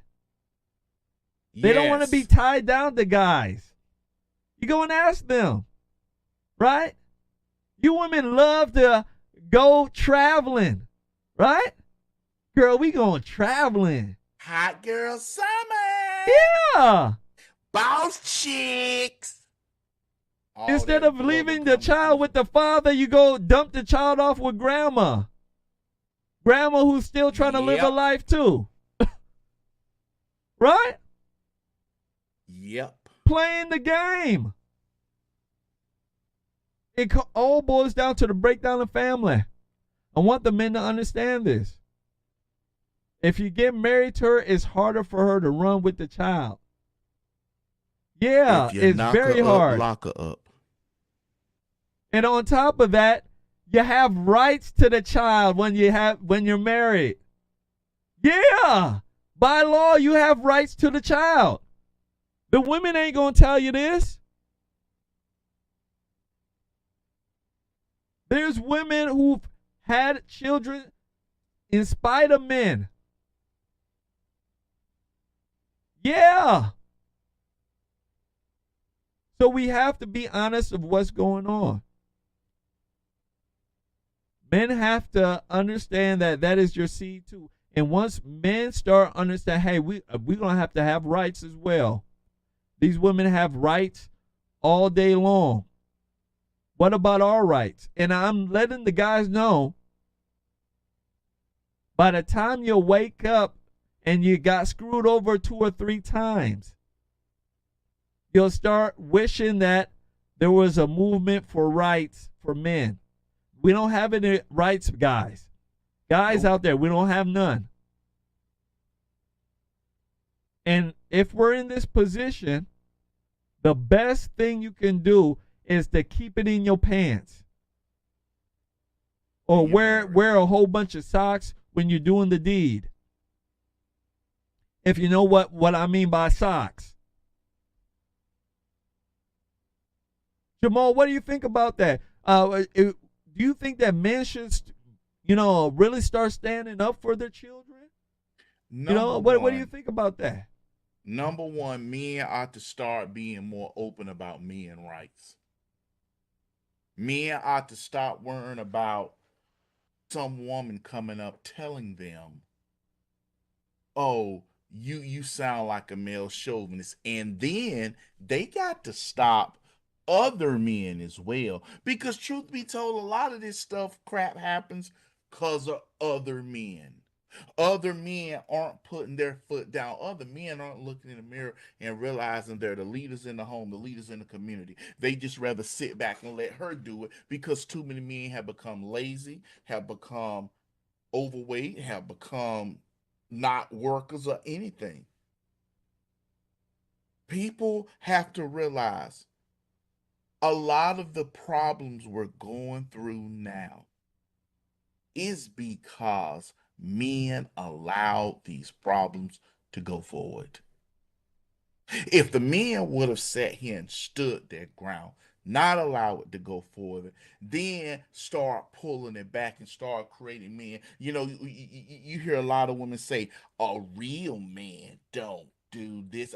Excuse me, that's a conversation you don't need to have because you're not a man. But what happens? They go back and I don't want to say nothing. I'm trying to hit Boom Quisha. Boom Quisha got the big booty, so I'm just gonna do whatever. She pregnant. Now you're stuck with Boom Quisha. When you could have got spermicide the morning after pill, you could have wore rubber. It's so many ways to prevent you from having a child until you're ready. And one of the best ones, put a nickel between your knees. Yep. Men, you have to stop it. You have to stop it. Stop having children out of wedlock. Yep. Sandy Oyster says, sick of hearing women try to gain sympathy by starting with the single mother victim crap. And she's a woman who's saying this. Mm-hmm. It's what I call the war cry. I'm a single mom. Right? I'm mother and daddy. Absolutely. That is what we call the manipulation tactics game. Most single mothers, I would venture to say 98%, are single by choice. They didn't get married because they didn't want to get married. They'd rather have the child. And guess what? When you ask them, oh, it just didn't work. I didn't like him. Right? And you start asking what happened. And usually she's the one who broke it off. Yep. She's the one who ran. Women file more divorce. Right? Yeah. Women file more in divorce. We said it on this program. 80 to 90% of clip. So there's something that's going on there. And the men need to be honest. Either you'll want rights to your children or you don't. And the men who are making babies with these women, you're retarded. We have a system in this country that is breaking families apart. It's called the family court system. They're there to make money. They could care less about you or your nasty children. Yeah, they could care less. Hey, little Tyrone can't read. We don't care, girl. How much is your baby daddy making? How much can we extract from him? And I want the ladies to understand. The government is so pressed for the money. When you go and apply, guess what? They give you a free lawyer. Yeah. County attorney on your side. You got a lawyer on your side. You got a child support worker who's 99% a woman on your side. Yeah, you're getting the money, girl. Right? And by the time the guy realizes he's been hit all sorts of ways, he don't even know. Most of the guys that these women are making babies with, they can't even afford the baby. Yet you're having children with broke guys, and then on top of that, you go run and put them on child support. Destroying the family, destroying our society. And a lot of these younger guys who are growing up, they're starting to see that as what the deal is. They don't want to have children. They don't even want to get married. Because at the end of the day, it's not a good deal for a guy. No, it's not. Yeah, I want ladies to understand marriage ain't a good deal for a guy anymore. Marriage is a good deal for women and children. For men, it's not a good deal. You just get rights to your children. That's basically it.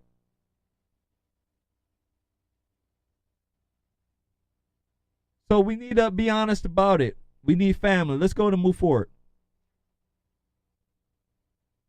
Got a couple more here that I want to discuss with you guys. Let's move over to our good friend. No. We'll wait for that one. I want to speak about Sage Steele. Let's speak about her. ESPN reporter, ex-reporter, I should say. She got some money from a lawsuit. Big one. Big joints. Let me tell you. She said that when she did an interview with Joe Biden and his entourage, she was given a gosh darn script. She had to say every word verbatim that was on there. She couldn't deviate from it. A lot of people are asking, gosh darn it, is this what it's like to deal with Biden? And I'm telling you, yes, when you're controlled. Right? Our country is not our country anymore. And once you start doing research, it will blow your mind. Your heart will start beating differently when you know that America is not what it's meant to be right now. Not at all. Let me go ahead and run this. When I come back, I want to speak about it. Sage Steele says that the Biden administration is scripting everything. Do you believe it? Here we go. So, have some interesting new comments from former ESPN anchor Sage Steele with regard to her previous interview at that network with President Joe Biden. Let's take a listen to what she has to say. Here as we get set for a wonderful day in sports. Opening day for America's national pastimes. This was about 2 months after he took office. That was an interesting experience in its own right because it was so structured, and I was told, you will say every word that we write out. You will not deviate from the script, and go to the word. Like every single question was scripted, gone over dozens of times by many executives, editors and executives. Absolutely. I was on script and was told not to deviate. It was very much, this is what you will ask. This is how you will say it. No follow-ups. No follow-ups. Next. I knew that this was a lot bigger than just the wonderful editors that I worked with.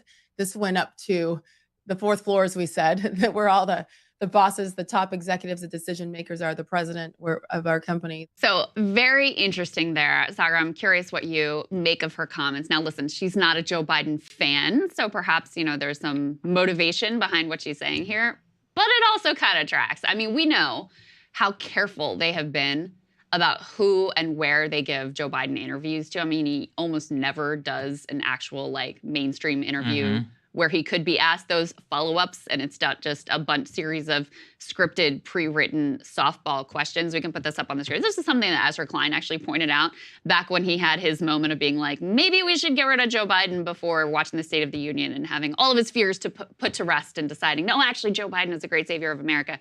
Put the next piece up on the screen. He says, Biden has done fewer interviews than any recent president. It's not close. By this point in their presidencies, Barack Obama had given more than 400 interviews. Trump had given more than 300. Biden has given fewer than 100, and a bunch of them are softball interviews. He'll go on Conan O'Brien's podcast or Jay Shetty's Mindfulness podcast. The Biden team says this is a strategy. They need apolitical voters, the ones who are not listening to political media. But one, this strategy is not working. Biden is down, not up. And two, No one really buys this argument. I don't buy this argument. This isn't a strategy chosen from a full universe of options. This is a strategic adaptation to Biden's perceived limits as a candidate, and what's worse, it may be a wise one. And that trend, of course, has continued of him doing, these exclusively softball interviews. Yeah, and Sage actually just gave an interview recently to Adam Carolla, I think, to clarify this. And she says, actually, the worst part for me is I wasn't even allowed to ask a follow-up question.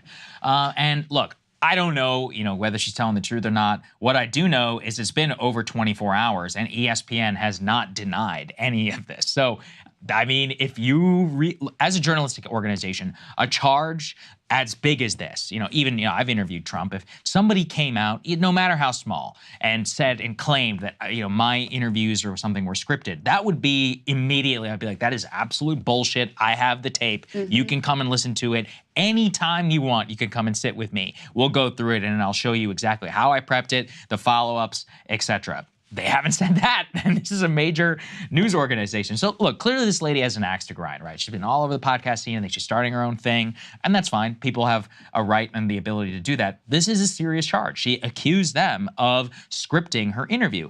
The other thing is, and why I believe it's scripted, is at the very top there, as you saw, when she was like, America's pastime or something. People don't talk that way. People don't talk that way, period. And especially you and I, we can smell when people are reading off a prompter or not. I was watching a Hot Ones interview, for example, not exactly a journalistic organization, but just giving an example, where it was the Wings show that we covered previously. It was an interview with somebody, and the host was like, tell me about this experience that you had in high school whenever I'm told you were, I was like, people don't talk this way. You're literally reading clearly off of a cue card. And for me, the moment, even that small snippet, it was obvious that that was a scripted question. I also think it's kind of embarrassing for her, though, that you accept those terms. That's a good point, yeah. I wouldn't. I would never do that. I wouldn't. No way. And, I'm perfectly willing to admit my human frailties, and, we're all subject to, the incentive systems around us. I'm not saying it wouldn't be a big deal for her to have pushed back on that, but there's no way I would just accept that and then go out there and read their little script. Yeah, it was not 3 a years chance. ago. That's a good point. I didn't Not think a about that. chance. Right. That's humiliating. And for her to admit it, I would be embarrassed to admit that I just was a good little girl and, did the thing that I was told to do and asked no follow-ups and do their little softball interview. We have the president of the United States there. I mean, look, I get it. You're not a political reporter. You're not a political journalist, but you did see yourself as a journalist, and you have the most powerful person in the entire world there, and you're just going to stay in your lane and do the thing they told you to do. I don't know. I personally, I would be embarrassed about that. But obviously, the more important story is if this is actually true about ESPN. It begs the question: okay, well, was there coordination with the Biden team on what those questions were? Is this the sort of thing that's happening at other quote unquote news organizations when they are getting Biden interviews on the very rare occasions that they do? Are there some stipulations about where the conversation can go, what type of questions can be asked? Or is it, and which is, more typical and frankly extraordinarily common, where these networks, because they want to preserve their access, they know what sort of questions they're allowed to ask and what sort of questions, what sort of follow-ups, how aggressive they can be in their pushback in their follow-ups, because they don't want to lose access to the President of the United States or his team or his advisors or top Democrats, et cetera. That's the way the game is usually played. It's not usually so explicit as no, these are the scripted questions that you're going to ask. Wow, but and I'm going to stop it does, right here. It does beg a lot. I'm going to stop it right here. So, ladies and gentlemen, you know what the deal is now. A lot of the communication coming from the Biden administration scripted. And it's scripted for a reason. It's being ran by some evil folks. Right? It ran by some evil folks. Quote unquote, the deep state type folks. A lot of people never heard about some of these folks in the background who are running the show. What do you think about this here, Jamal? They're saying everything's scripted, right down to the underwear. Well, here's the thing. A lot of people, and can you hear me, Jermain, loud and clear? Okay, because they got a lot hot up in this in my area, a Look, I ain't got my air conditioner turned on. So they say it's too hot, cold. It's too cool for the AC, but it's hot under these lights. Oh, yeah. But Jermaine, for the past few months, people ought to take notice that Joe Biden is coming out here with cue cards. The man is literally coming out with cue cards. So it's not surprising what she said, but she participated in it. She participated in it, and I'm glad she came out and told everybody behind the scenes what's happening, but she participated in it. So, in certain ways, she should have called it out a long time ago when she saw this, but we all know Joe Biden has stuff scripted because you have seen him when he answers questions. The man said in an interview today where he's the 20th century. Well, ain't we living in the 21st? How many times this man gaff, and it ain't, he just gaff prone. No, he's not. You're dealing with an elderly man that's suffering from dementia, and the Democrat Party so hell-ridden, they know all they got to do is put it in front of him, and he'll sign it. Yep. That's what they think about the country, too. This is how they're going. This is what they're doing right now.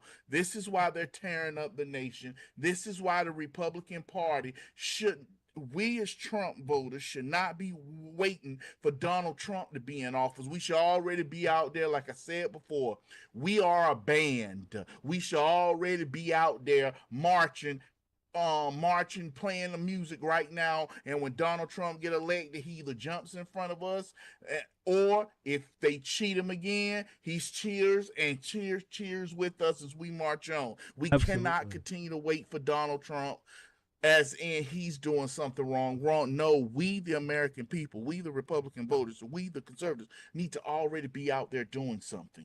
We need to be doing that, not waiting. Absolutely. We got to get up and start moving. Have to.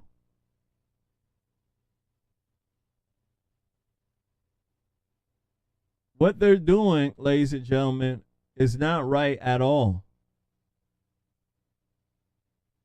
The people who are close to him, the Republicans who are in office there, they know what's going on. They're just not being honest. They know that Biden has handlers. They probably know who his handlers are. I want folks to understand it. It's so bad that he has to ask, am I doing follow-up questions? They caught that on the mic. That's how crazy it is. And they believe that Americans are so stupid that they won't even see what's going on. And the people who see what's going on, they're so stupid they won't even say anything. I want folks to know that's the way they think about the American public. And then when you start talking about the CIA and the FBI, those folks are rogue. You don't need to control every single agent and officer. You just need to control the people at the top and the hiring and the firing. That's it.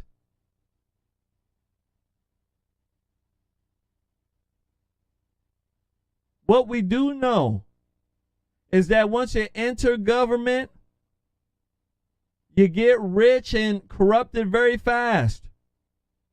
And when you're caught, like Menendez and other folks, yeah, you know about Menendez, right? And all the little say, you know about that. They don't go to jail. They don't go to jail. When you go to D.C.,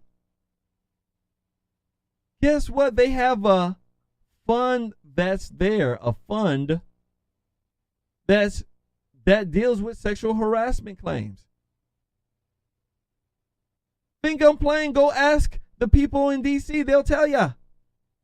Google it. Don't believe me? Google it.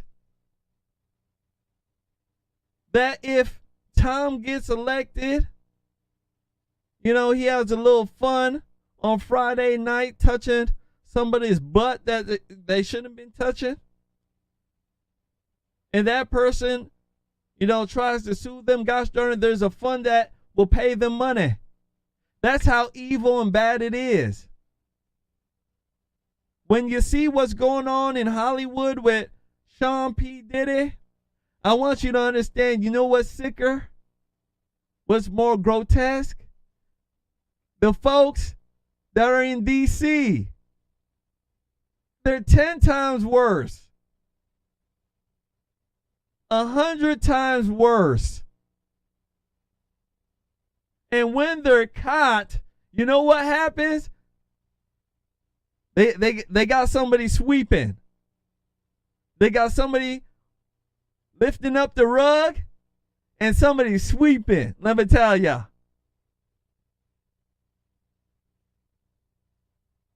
And the American public, either we're so dumbed down, so demoralized, so unethical, that when we hear, we don't even get mad. And that's what continues the nonsense. Have you guys heard of what's going on in Venezuela? There's a female president that's there. The police raided her home. They don't play games over there. What happened? They don't. And you know why? Because they're used to corruption. The public doesn't play games. They wanted to know how she got rich so fast. You know what they did? They have an organization that's there that's separate from the government that looks into corruption.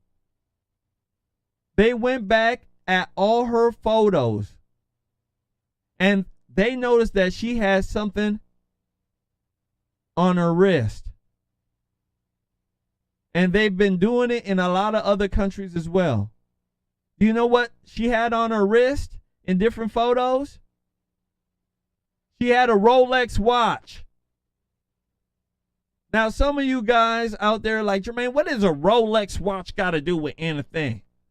Well, let me tell you something. When you're in politics and you want to give somebody money without, getting caught up, right? You want to give somebody a gift because they did something you like. You know what you give them? You give them a gosh darn watch. A gift. The Rolex watches, ladies and gentlemen, if you own a Rolex, let me tell you, it's not cheap. And I'm not talking about the fake ones. I'm talking about the real ones. The automatic time ones, the ones that don't use batteries. They go off your kinetic motion of your body. Yeah, they're really expensive. Cheapest one you could probably get maybe $3,000-$4,000. Mid-tier Rolex watches, $15,000 to $20,000. This organization, you know what they did, ladies and gentlemen? They went through a whole bunch of photos, and they noticed that in every single photo, she has a different watch on. She has a different Rolex watch on. And they go ahead, ladies and gentlemen, they look at the watch design, and they go ahead and put it in Google. You know how you search pictures in Google, right? You could take a picture, and then you could put it into Google, and it will show you other pictures that are similar. They did that, and what they found was a lot of these watches are worth buku money. We talk about 20, 30, 40, 50 grand watches. And she got 14 of them. Yeah, 14. What? 14. Gosh darn it, she rich. And they want to know how she got on them watches. So right now, she's in a heated battle right now. She going to get found out just like all the other folks and get out of office and put into jail.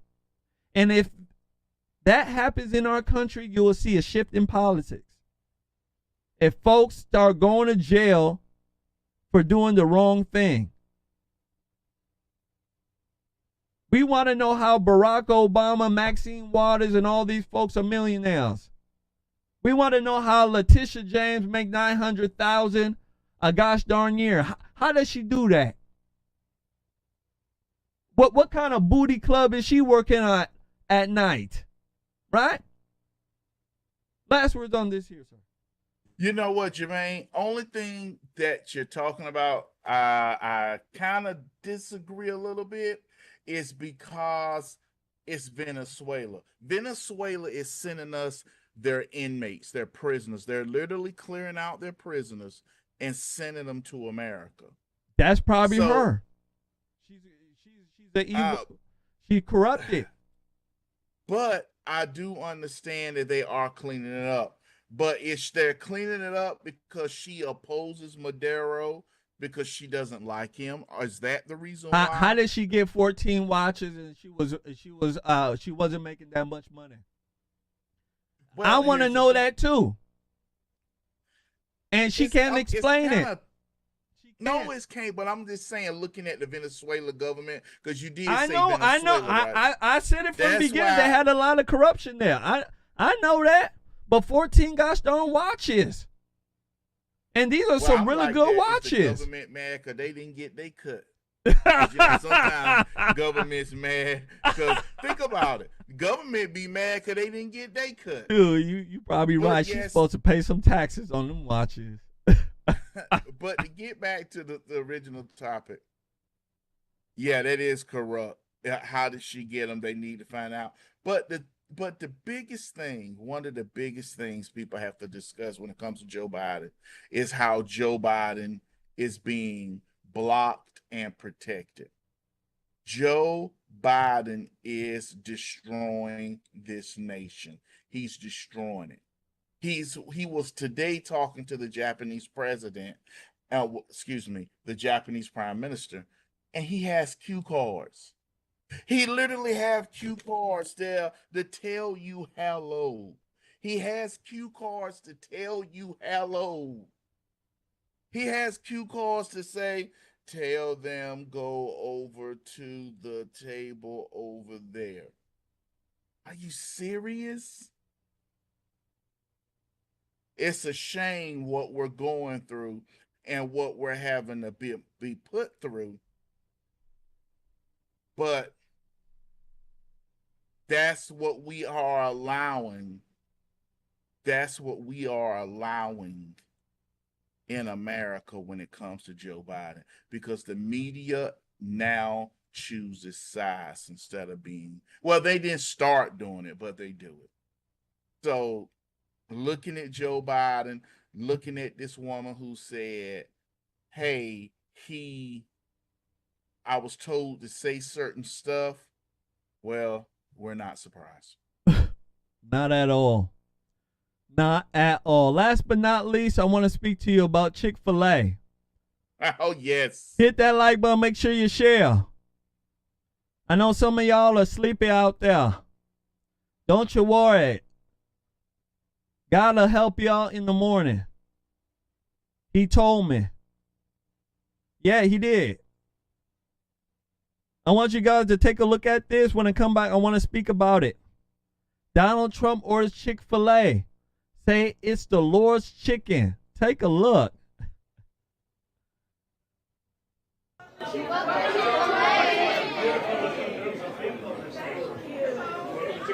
looking people, wow. That was worth it. And I love doing what you have.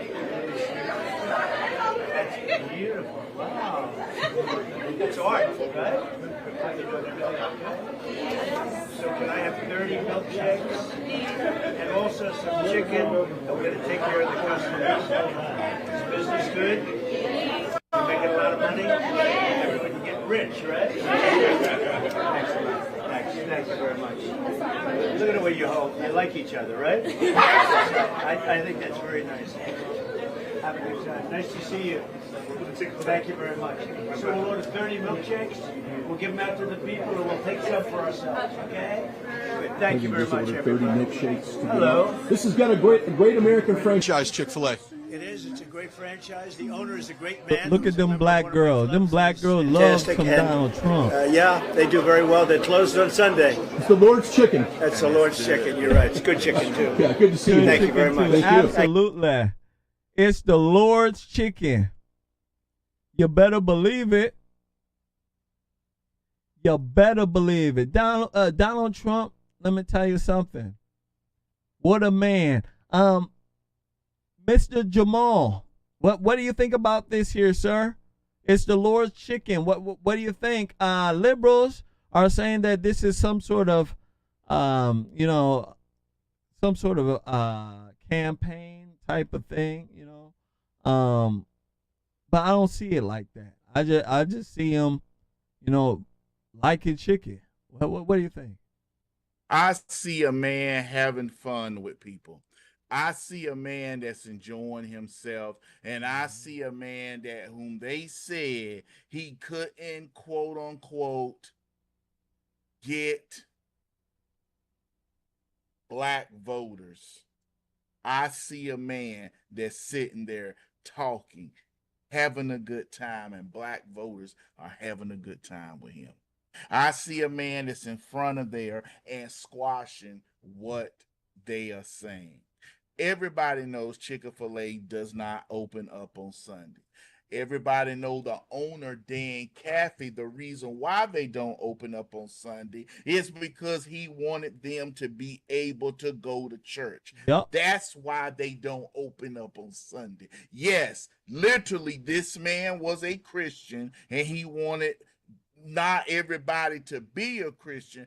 However, he didn't want to hinder you from being one because he wanted you on church every Sunday. And you know what? You can say what you want to. Chick-fil-A has been growing the best chicken. You don't see a Chick-fil-A shut down. When a Chick-fil-A move into the neighborhood, you don't see one shut down. Nope. You don't see it shut down at all.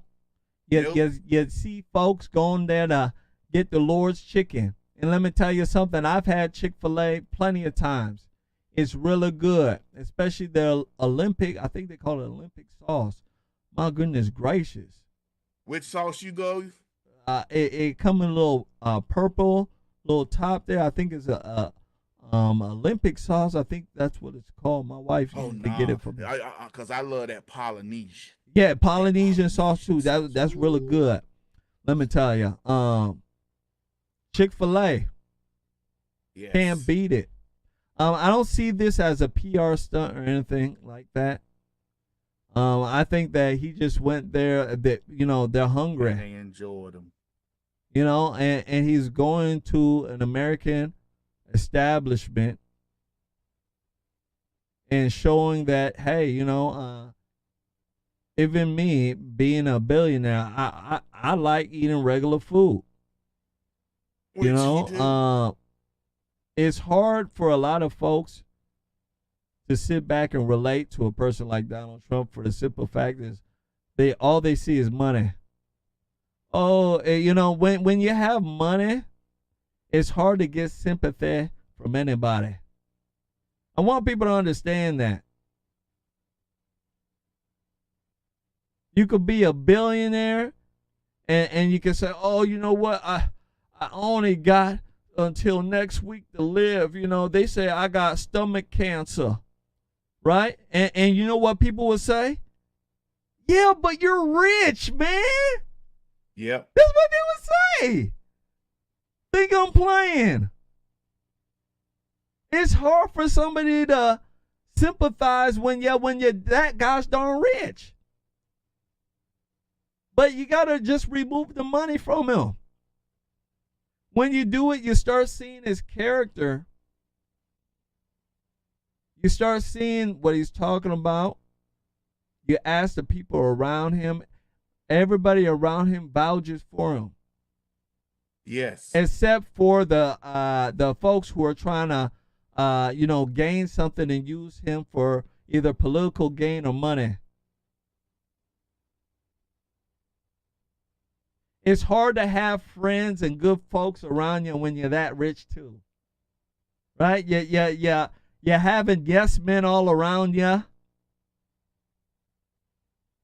So, you got to just roll with the punches with it. You have to. I believe in a sense that him being blessed in the position that he's in, he's doing the best he can. One thing I do know about God, he don't put you in a position that you can't handle.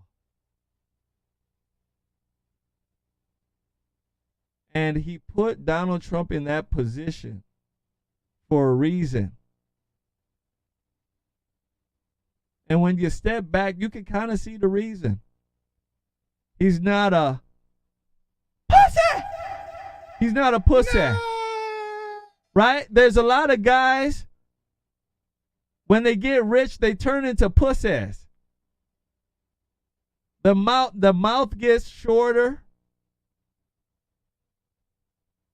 along with everything else. But him, he still talks like he's on the yard. You get what I'm saying? If you know what I mean. He still talks like he's on the yard. He grew up hard. Regardless of what you think, oh, Jermain, he got a loan from his daddy for $1 million and this and that. Yeah, but he could have screwed it up.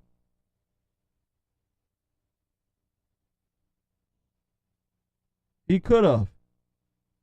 There's a lot of people who get money, a whole bunch of it, and they become broke quickly. And you know why that is? No self-discipline, no strategy, not being able to handle that position you're in. And he succeeded.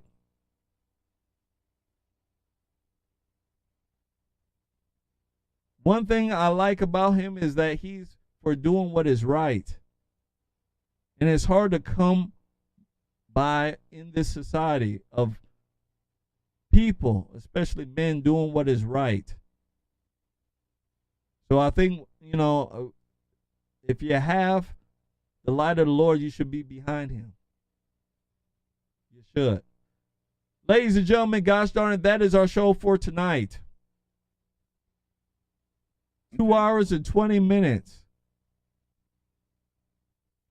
of flames and fury. Brother, you got any last words for our beautiful crowd? Well, everyone, like we were saying before, listen, if you haven't gave, please, your donations help keep the page going forward. If you share, Rumble, please put come over, double barrel J's. You must put 2 words, space, then the link. And we must get out here and fight for the nation. We cannot wait for President Trump to do it because he shouldn't have to wait. That's our job. The difference between the Democrats and us, they're already out there radical. Look at the show tonight. If y'all can, re-look at the show tonight and look what you see. That crazy tail black woman, Joe Biden didn't call her up. She was already doing stuff like that. Yep. They just utilized her.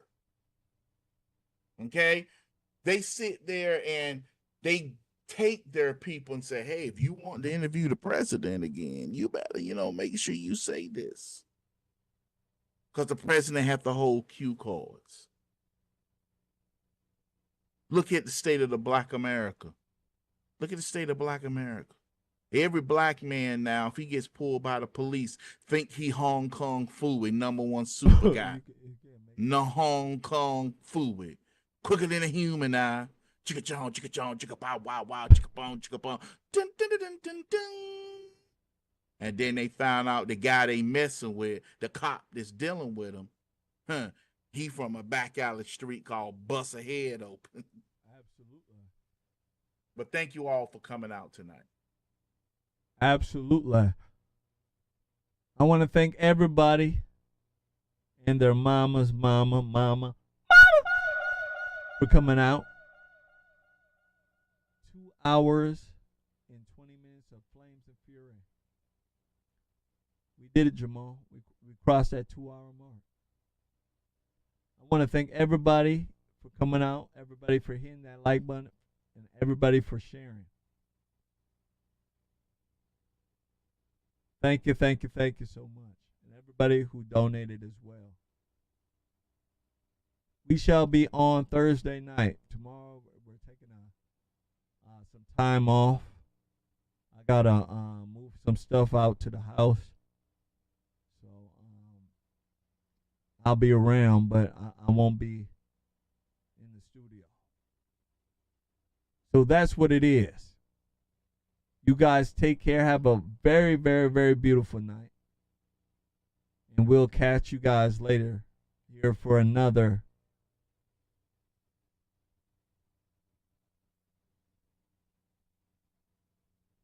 episode of Conservative Nation.